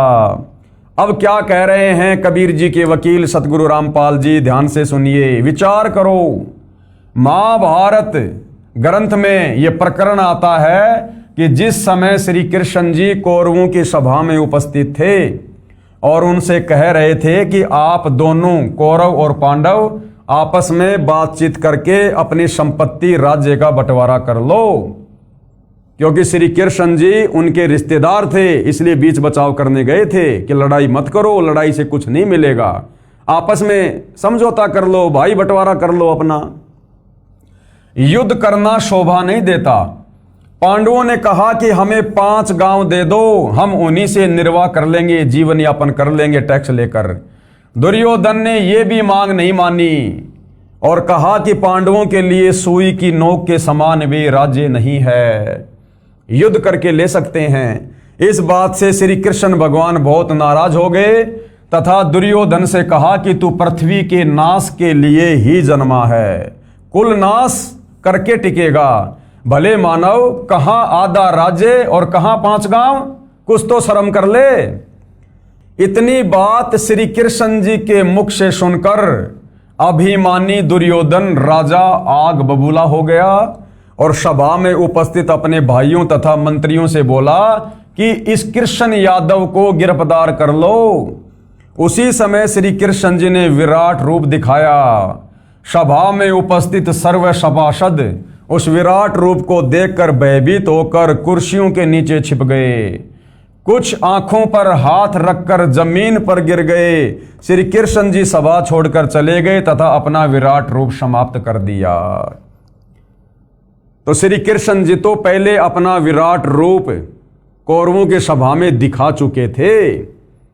अब यदि श्री कृष्ण जी उस समय वो विराट रूप दिखा रहे होते महाभारत के युद्ध में, तो ये कभी नहीं कहते कि अर्जुन, तेरे अलावा मैंने ये विराट रूप पहले कभी किसी को नहीं दिखाया, जबकि वो तो पहले कौरवों की सभा में दिखा चुके थे। क्या कह रहे हैं कबीर जी के वकील सतगुरु रामपाल जी? गीता अध्याय 11 श्लोक 47 में गीता ज्ञानदाता यानी काल ब्रह्म ने कहा था कि ये मेरा विराट रूप है और तेरे अतिरिक्त अर्जुन पहले किसी ने नहीं देखा था। यदि श्री कृष्ण जी गीता ज्ञान बोल रहे होते तो ये कभी नहीं कहते कि मेरा विराट रूप तेरे अतिरिक्त पहले किसी ने नहीं देखा, क्योंकि श्री कृष्ण जी के विराट रूप को कौरवों तथा सभासद पहले देख चुके थे। इससे भी सिद्ध हुआ कि श्रीमद् भगवद गीता का ज्ञान श्री कृष्ण जी ने नहीं कहा। उनके शरीर में प्रेतवत प्रवेश करके इस काल ने, क्षर पुरुष ने, ज्योति निरंजन ने, दुर्गा के पति ने, ब्रह्मा विष्णु महेश के पिता ने कहा था। ये तीसरा प्रमाण हुआ। इतने प्रमाण दिए जा रहे हैं श्री कृष्ण जी के वकील साहिबानों, हिंदू धर्म गुरुओं की आंखों के सामने कोर्ट में कबीर जी के वकील सतगुरु रामपाल जी के द्वारा इस बात को लेकर कि गीता जी का ज्ञान श्री कृष्ण जी ने नहीं बल्कि श्री कृष्ण जी के शरीर में प्रवेश करके काल ब्रह्म ने बोला था। प्रमाणों पे प्रमाण पेश किए जा रहे हैं। सबकी गर्दन नीची है, कोई जवाब हिंदू धर्म गुरुओं के पास में नहीं है। पेश है गीता अध्याय 11 श्लोक 47 की फोटोकॉपी आपकी आंखों के सामने है भाइयों और बहनों। ये श्लोक आप जियों की आंखों के सामने है, देख सकते हैं, पढ़ सकते हैं। आप पढ़े लिखे हैं, शिक्षित हैं, एजुकेटेड हैं। इस प्रकार अर्जुन की प्रार्थना को सुनकर श्री भगवान बोले, क्या बोले? हे अर्जुन, अनुग्रह पूर्वक मैंने अपनी योग शक्ति के प्रभाव से, यानी अपनी सिद्धि शक्ति के प्रभाव से, यह है मेरा परम तेजोमय, सबका आदि और सीमा रहित, यानी बहुत लंबा चौड़ा विराट रूप तुझको दिखलाया है। श्री कृष्ण में प्रवेश करके वो काल बोल रहा है, अपना 1000 भुजा वाला रूप दिखाता हुआ कि अर्जुन, मैंने अपनी सिद्धि शक्ति से, अपनी योग माया से तेरे को ये सीमा रहित लंबा चौड़ा अपना विराट रूप तुझको दिखलाया है, जिसे तेरे अतिरिक्त दूसरे किसी ने पहले नहीं देखा था। ध्यान से पढ़ो भाई और बहनों, जिसे, यानी इस विराट रूप को तेरे अतिरिक्त दूसरे किसी ने पहले नहीं देखा था। तो यदि गीता जी का ज्ञान श्री कृष्ण जी बोल रहे होते तो ये बात कभी भी नहीं बोलते कि तेरे अलावा पहले इस विराट रूप को किसी ने नहीं देखा, क्योंकि श्री कृष्ण जी तो शांति दूत बनकर जब कौरवों की सभा में गए थे तो उस समय अपना विराट रूप पहले दिखा चुके थे। तो इससे क्लियर हो गया, स्पष्ट हो गया, श्री पवित्र गीता जी से स्पष्ट हो गया कि गीता का ज्ञान श्री कृष्ण जी ने नहीं, बल्कि श्री कृष्ण जी में प्रवेश करके युद्ध करवाने के लिए, अर्जुन को डरा धमकाकर युद्ध के लिए तैयार करने के लिए इस काल ब्रह्म ने बोला था। प्रमाण के लिए पेश है गीता अध्याय 7 श्लोक 24 और 25 की फोटोकॉपी, जिसमें काल ब्रह्म यानी गीता का ज्ञान बताने वाले ने कहा है कि मैं कभी किसी के समक्ष प्रकट नहीं होता, कि मैं कभी किसी के सामने अपने ओरिजिनल काल रूप में प्रकट नहीं होता, क्योंकि इसको श्राप लगा हुआ है। अगर इसकी हकीकत का पता चल जाए कि ये काल है तो फिर इसकी पूजा कोई नहीं करेगा। ब्रह्मा विष्णु महेश, इसके 3 पुत्र, इसके लिए फिर भोजन पानी की व्यवस्था नहीं करेंगे। तो ये क्या कह रहा है? गीता अध्याय 7 श्लोक 24-25 की फोटोकॉपी, जिसमें काल ब्रह्म यानी गीता का ज्ञान बताने वाले ने कहा है कि मैं कभी किसी के समक्ष प्रकट नहीं होता, अपनी योग माया यानी भक्ति की शक्ति से छिपा रहता हूं। गीता अध्याय 7 श्लोक 24 की फोटोकॉपी है। देखो भाई और बहनों, ये पवित्र ग्रंथ बिल्कुल क्लियर कर रहे हैं। अव्यक्तम व्यक्तिम आपनम मनन्ते माम अबुद्धे परम भावम अजानतः मम अव्ययम अनुतम।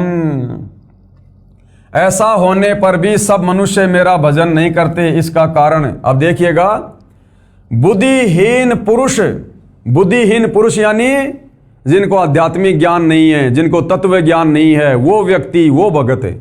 बुद्धिहीन पुरुष मेरे अनुत्तम अविनाशी परम भाव को न जानते हुए, अनुत्तम यानी घटिया।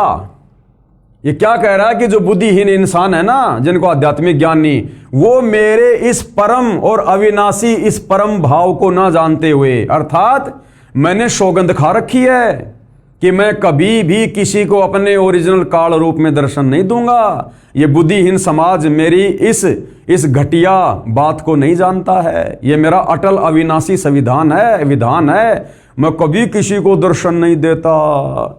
बुद्धिहीन पुरुष यानी समाज मेरे अनुत्तम अविनाशी परम भाव को न जानते हुए मन और इंद्रियों से परे मुझ सच्चिदानंद घन परमात्मा को मनुष्य की भांति जन्म कर व्यक्ति भाव को प्राप्त हुआ मानते हैं।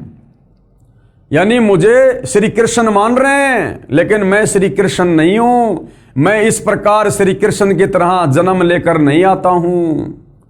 ये लोग मेरे इस अनुत्तम अविनाशी इस घटिया इस परम भाव से अपरिचित हैं कि मैं काल हूं।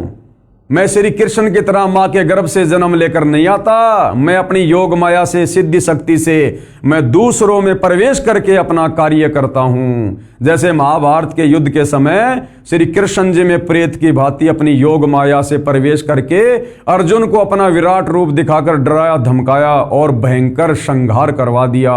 18 करोड़ सेना का नाश करवा दिया। ये गीता अध्याय 7 श्लोक नंबर 24। उसके बाद गीता अध्याय 7 श्लोक नंबर 25 की फोटोकॉपी। न अहम प्रकाश है सर्वस्व योग माया समावृत है मूड अयम मैं न अभिजानाति लोक माम अजम अव्यम। आगे फिर क्या कह रहा है? अपनी योग माया से छिपा हुआ मैं सबके प्रत्यक्ष नहीं होता, क्योंकि इसको श्राप लगा हुआ है कबीर परमात्मा की तरफ से कि आज के बाद तेरा नाम काल होगा, प्रतिदिन 1 लाख मानव शरीरधारी आत्माओं का भोजन करेगा। इसलिए इसकी मजबूरी है भाई और बहनों, अपने 21वें ब्रह्मांड में ब्रह्मलोक में ये अकेला रहता है, किसी को दर्शन नहीं देता अपने काल रूप में, अपने पुत्र ब्रह्मा विष्णु महेश को भी नहीं देता काल रूप में दर्शन। इसलिए कह रहा है कि अपनी योग माया से छिपा हुआ मैं सबके और प्रत्यक्ष नहीं होता। इसलिए यह अज्ञानी जन समुदाय मुझ जन्म रहित अविनाशी परमेश्वर को नहीं जानता, अर्थात मुझको जन्मने मरने वाला समझता है कि मैं तो अपनी योग माया से भाई छुपा हुआ रहता हूं, किसी को भी अपने काल रूप में दर्शन नहीं देता। लेकिन ये जो अज्ञानी जन समुदाय है, ये मुझ जन्म रहित अविनाशी परमेश्वर को, अविनाशी तो ये डींग मार रहा है अपनी, ये काहे का अविनाशी है, इसका भी जन्म और मृत्यु होती है, परमात्मा जी ने बताया। तो मुझ जन्म रहित अविनाशी परमेश्वर को अगर ये जन्म रहित होता, अविनाशी होता, तो गीता अध्याय 2 श्लोक 12, गीता अध्याय 10 श्लोक 2 और गीता अध्याय 4 श्लोक 5 और 9 में ये खुद स्वीकार कर रहा कि अर्जुन तेरे और मेरे बहुत सारे जन्म हो चुके हैं, आगे भी होंगे, तू नहीं जानता मैं जानता हूं। ये खुद अपनी जन्म और मृत्यु स्वीकार कर रहा है। तो यहां पर ये डींग मार रहा है कि मुझ जन्म रहित अविनाशी परमेश्वर को नहीं जानता, अर्थात मुझको जन्मने मरने वाला समझता है। यानी श्री कृष्ण जी की तरह मुझे भी लोग मां के गर्भ से जन्म लेकर आया हुआ ही समझ रहे हैं। यथार्थ अनुवाद गीता अध्याय 7 श्लोक 24-25 का यथार्थ अनुवाद इस प्रकार है।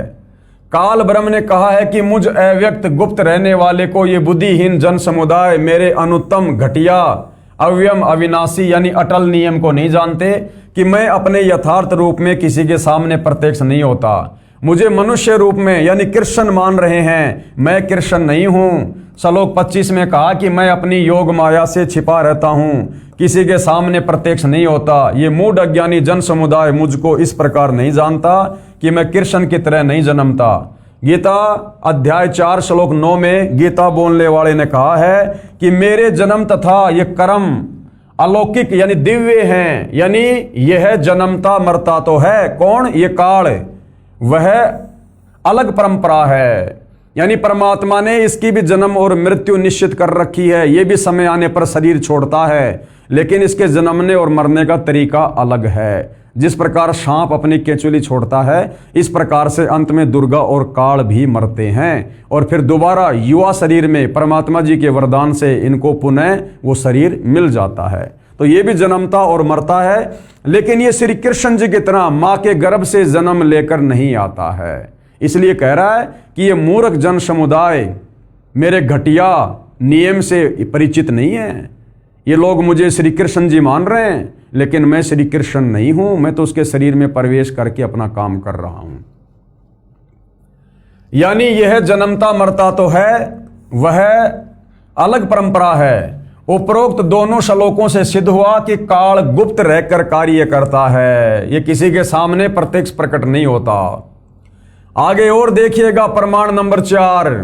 कबीर जी के वकील सतगुरु रामपाल जी जनता की अदालत में प्रमाण पे प्रमाण दे रहे हैं कि गीता जी का ज्ञान श्री कृष्ण जी ने नहीं, बल्कि श्री कृष्ण जी के शरीर में प्रवेश करके काल ब्रह्म ने बोला है। और भाइयों और बहनों, जब तक हम अपने सदग्रंथों में लिखी गूढ़ सच्चाई से परिचित नहीं होंगे, भला हम भक्ति कैसे कर सकते हैं? हम कैसे भक्ति मार्ग में आगे बढ़ सकते हैं? हमारे को कोई भी डगमग कर देगा, हमें आगे का ज्ञान समझ में आएगा नहीं।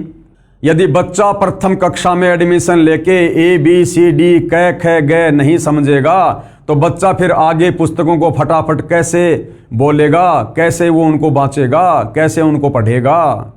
तो भाइयों और बहनों, ये प्रारंभिक ज्ञान है, ये प्राइमरी ज्ञान है। इस ज्ञान को हमने बहुत ही धैर्यपूर्वक, रुचि लेकर, निष्पक्ष भाव से समझना है। और कुछ भी तो झूठ नहीं बोला जा रहा, एक शब्द की भी हेरा फेरी नहीं है।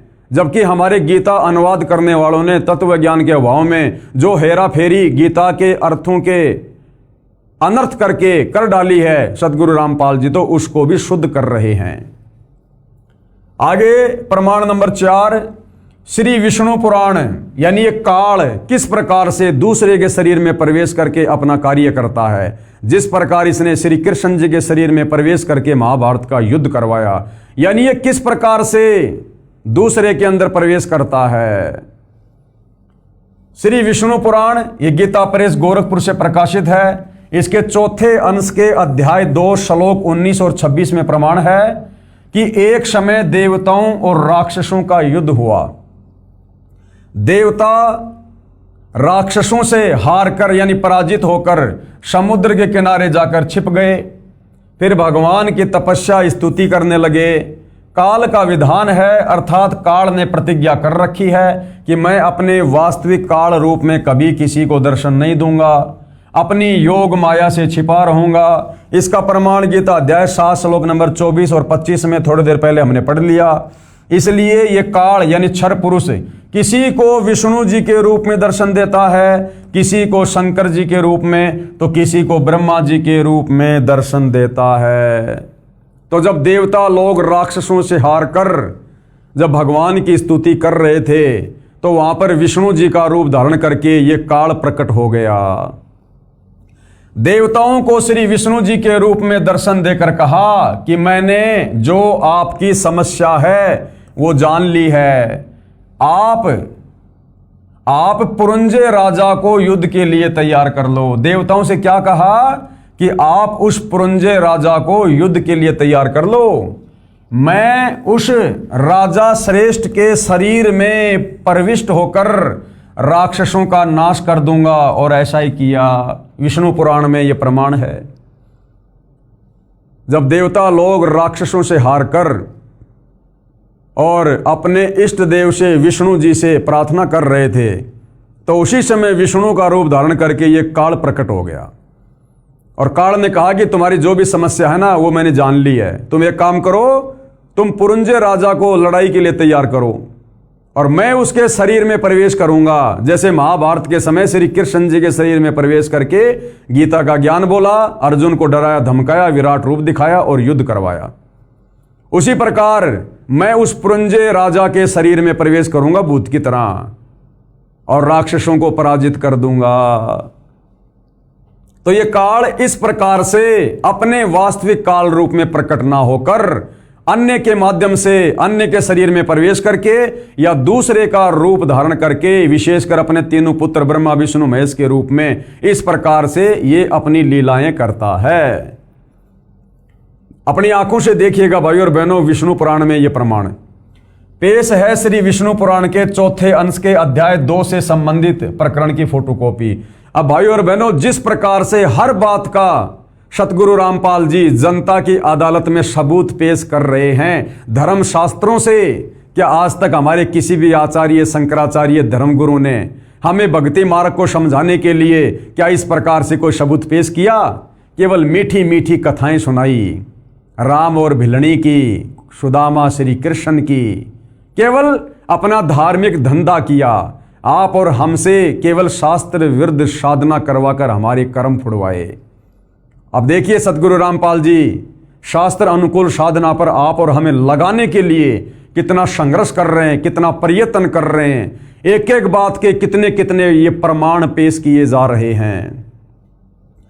ये श्री विष्णु पुराण है आप जियों के सामने, और ये देखिएगा पुरंजय भी यह एक दूसरा नाम पड़ा।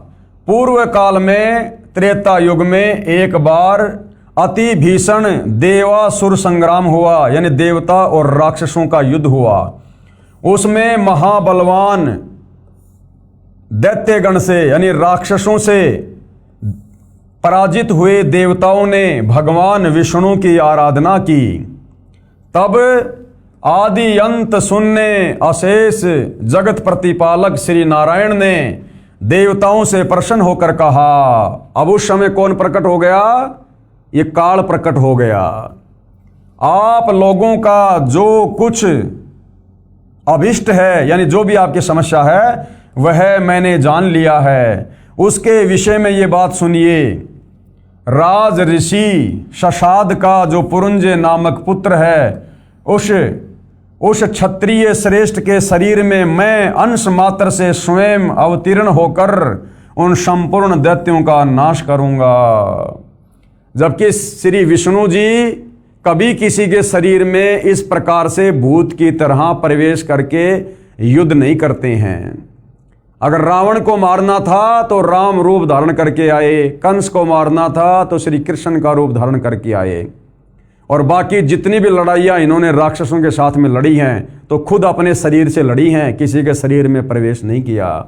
ये शरीर में इस प्रकार से प्रवेश करके ये छलबल करने का काम ये काल करता है। तो क्या कह रहा है? राज ऋषि शशाद का जो पुरुंजय नाम का पुत्र है, वो क्षत्रिय श्रेष्ठ के शरीर में मैं अंश मात्र से स्वयं अवतीर्ण होकर उन संपूर्ण दैत्यों का यानी राक्षसों का नाश करूंगा। अतः तुम लोग पुरंजय को दैत्यों के वध के लिए तैयार करो, यानी तुम उसको युद्ध के लिए तैयार करो। अतः उसका नाम कुकुस्त पड़ा। कुकुस्त के अनेना नामक पुत्र हुआ। अनेना के पृथक पुत्र के विष्टाश रूप उसके चंद्र युवनाश्व तथा उस चंद्र युवनाश्व के सावस्त नामक पुत्र हुआ, जिसने सावस्तीपुरी बसाई थी। सावस्त के ये बहुत कुछ लिखा हुआ भाई और बहनों, आप जी देख सकते हैं यहाँ पर। हमारा जो मूल विषय है अब उसके विषय में देखिए। इस फोटोकॉपी में स्पष्ट लिखा है कि गीता ज्ञान देने वाला काल ब्रह्म अन्य के शरीर में प्रवेश करके कार्य करता है। जैसे ससाद के पुत्र उस पुरंजय के शरीर में प्रवेश करके उसने दैत्यों का नाश किया, इसी प्रकार श्री कृष्ण जी में प्रवेश करके गीता का ज्ञान इस काल ब्रह्म ने कहा है। और प्रमाण देखिए भाई और बहनों, जनता की अदालत में प्रमाण पे प्रमाण पेश किए जा रहे हैं सतगुरु रामपाल जी के द्वारा। प्रमाण नंबर 5 श्री विष्णु पुराण के चौथे अंश के अध्याय 3 श्लोक 4 और 6 में प्रमाण है कि एक समय नागवंशियों तथा गंधर्वों का युद्ध हुआ। गंधर्वों ने नागों के सर्व बहुमूल्य हीरे लाल व खजाने लूट लिए, उनके राज्य पर भी कब्जा कर लिया। नागाओं ने भगवान की स्तुति की। वही काल भगवान विष्णु रूप धारण करके प्रकट हुआ। कहा कि आप पुरुतकुश राजा को गंधर्वों के साथ युद्ध के लिए तैयार कर लो। मैं राजा पुरुकुत्स के शरीर में प्रवेश करके दुष्ट गंधर्वों का नाश कर दूंगा। और फिर ऐसा ही हुआ। अर्थात ये काल किसी के सामने अपने वास्तविक काल रूप में प्रकट नहीं होता। ये अन्य के शरीर में प्रवेश करके या अपने तीनों पुत्रों में से किसी का भी ब्रह्मा विष्णु महेश का रूप धारण करके ये अपना कार्य करता है। पेश है श्री विष्णु पुराण के चौथे अंश के अध्याय 3 से संबंधित प्रकरण की फोटोकॉपी। अब देखिएगा, जो बात सतगुरु रामपाल जी ने बताई है गंधर्व और नागाओं में जिस प्रकार से युद्ध हुआ था, अब उसका ये प्रमाण ये श्री विष्णु पुराण से चौथा अंश है, तीसरा अध्याय है। मानधाता की संतति त्रिशंकु का सर्वागारोहण तथा सागर की उत्पत्ति और विजय।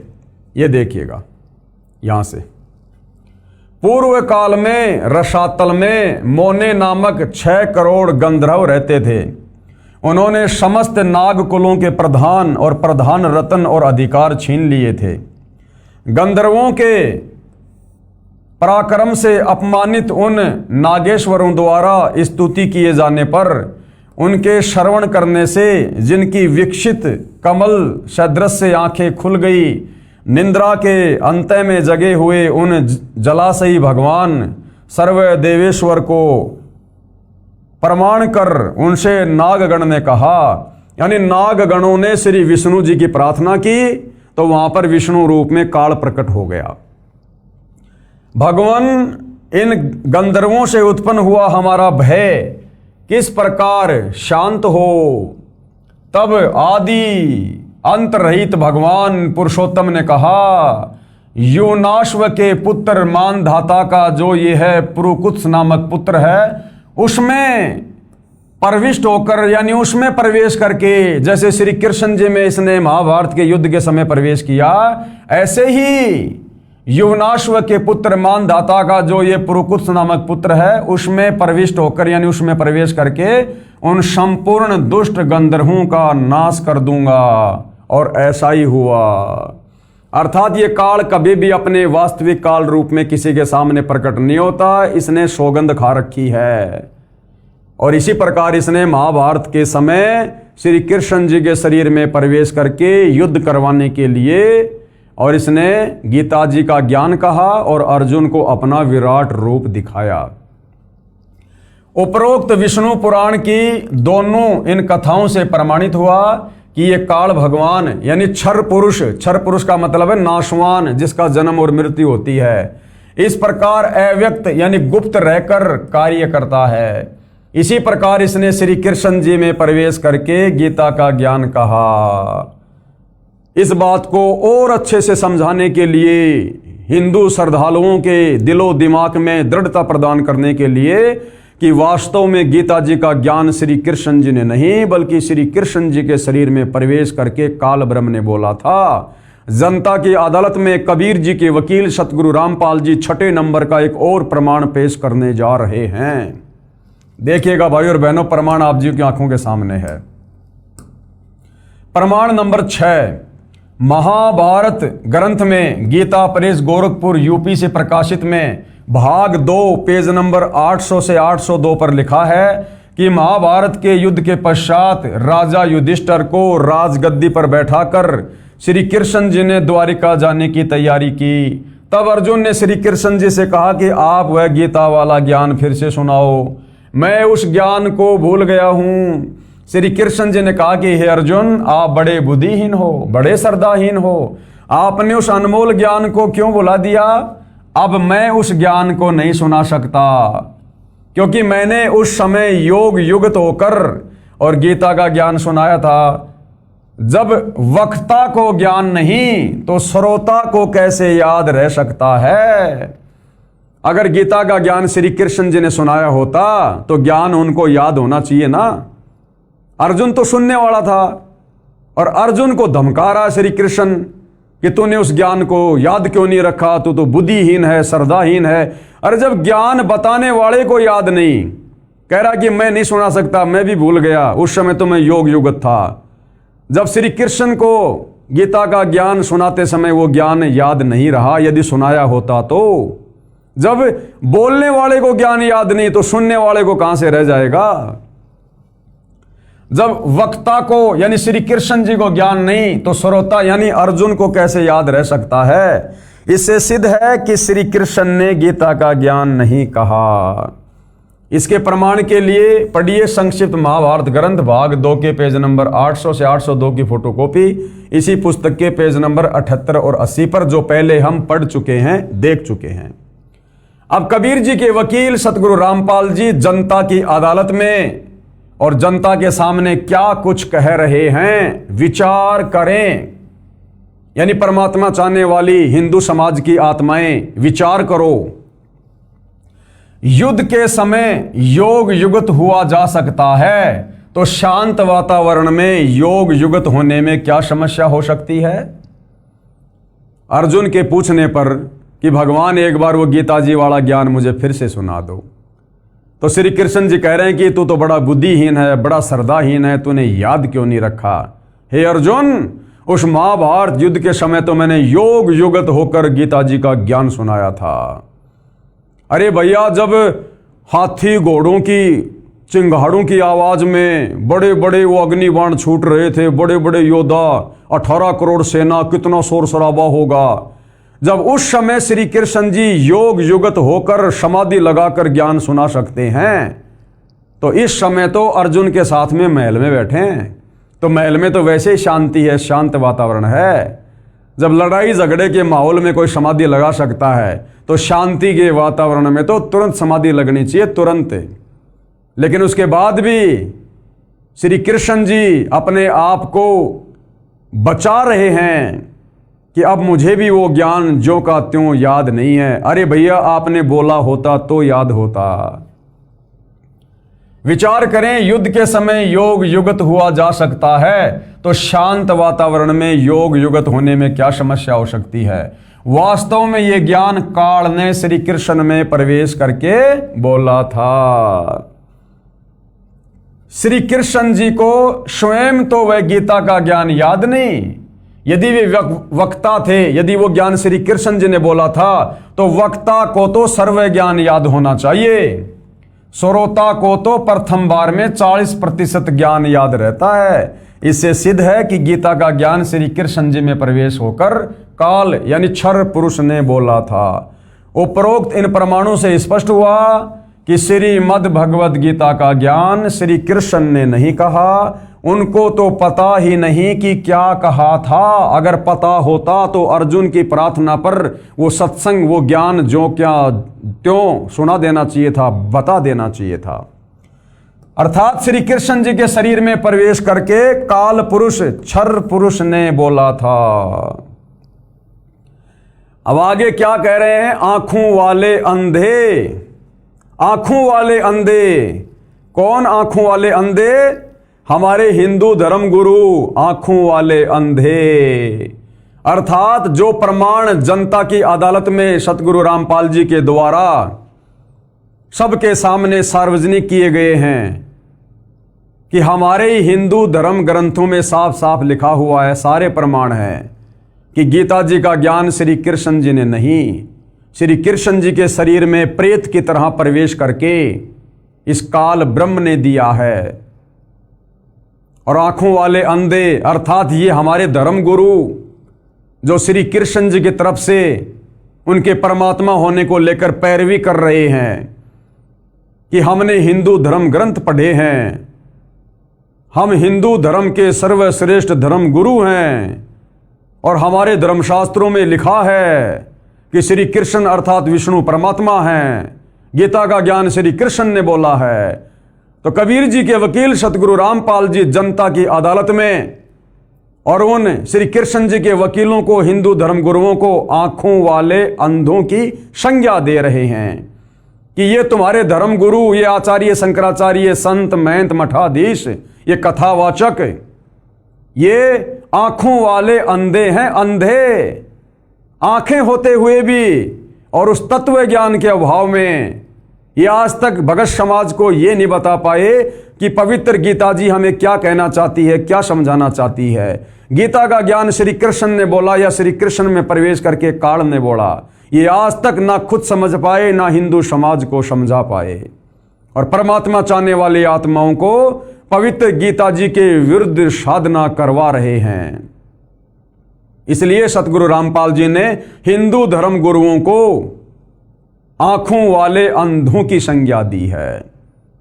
और भाइयों और बहनों, जनता की अदालत में अब आगे कबीर जी के वकील सतगुरु रामपाल जी के द्वारा और क्या क्या बातें रखी जाएंगी, हिंदू समाज को अपने शास्त्रों से परिचित करवाने के लिए, भक्ति और भगवान की परिभाषा से परिचित करवाने के लिए श्री कृष्ण जी के वकील साहिबानों, हिंदू धर्मगुरुओं के सामने हिंदू धर्म ग्रंथ दिखाकर और क्या क्या बताया जाएगा, ये हम जनता की अदालत में अगली एपिसोड में देखेंगे, सुनेंगे, समझेंगे।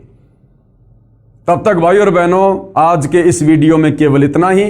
ये वीडियो देखने के बाद आप हिंदू समाज से जुड़े भाई बहनों ने आत्मचिंतन और मंथन करने की अति आवश्यकता है। आपकी आंखों के सामने आप ही के धर्म ग्रंथों से प्रमाण पेश किए जा रहे हैं। हाथ कंगन को आरसी क्या, पढ़े लिखे को फारसी क्या। वीडियो समाप्ति के बाद आप जी ने इन पॉइंटों पर जरूर विचार करना चाहिए।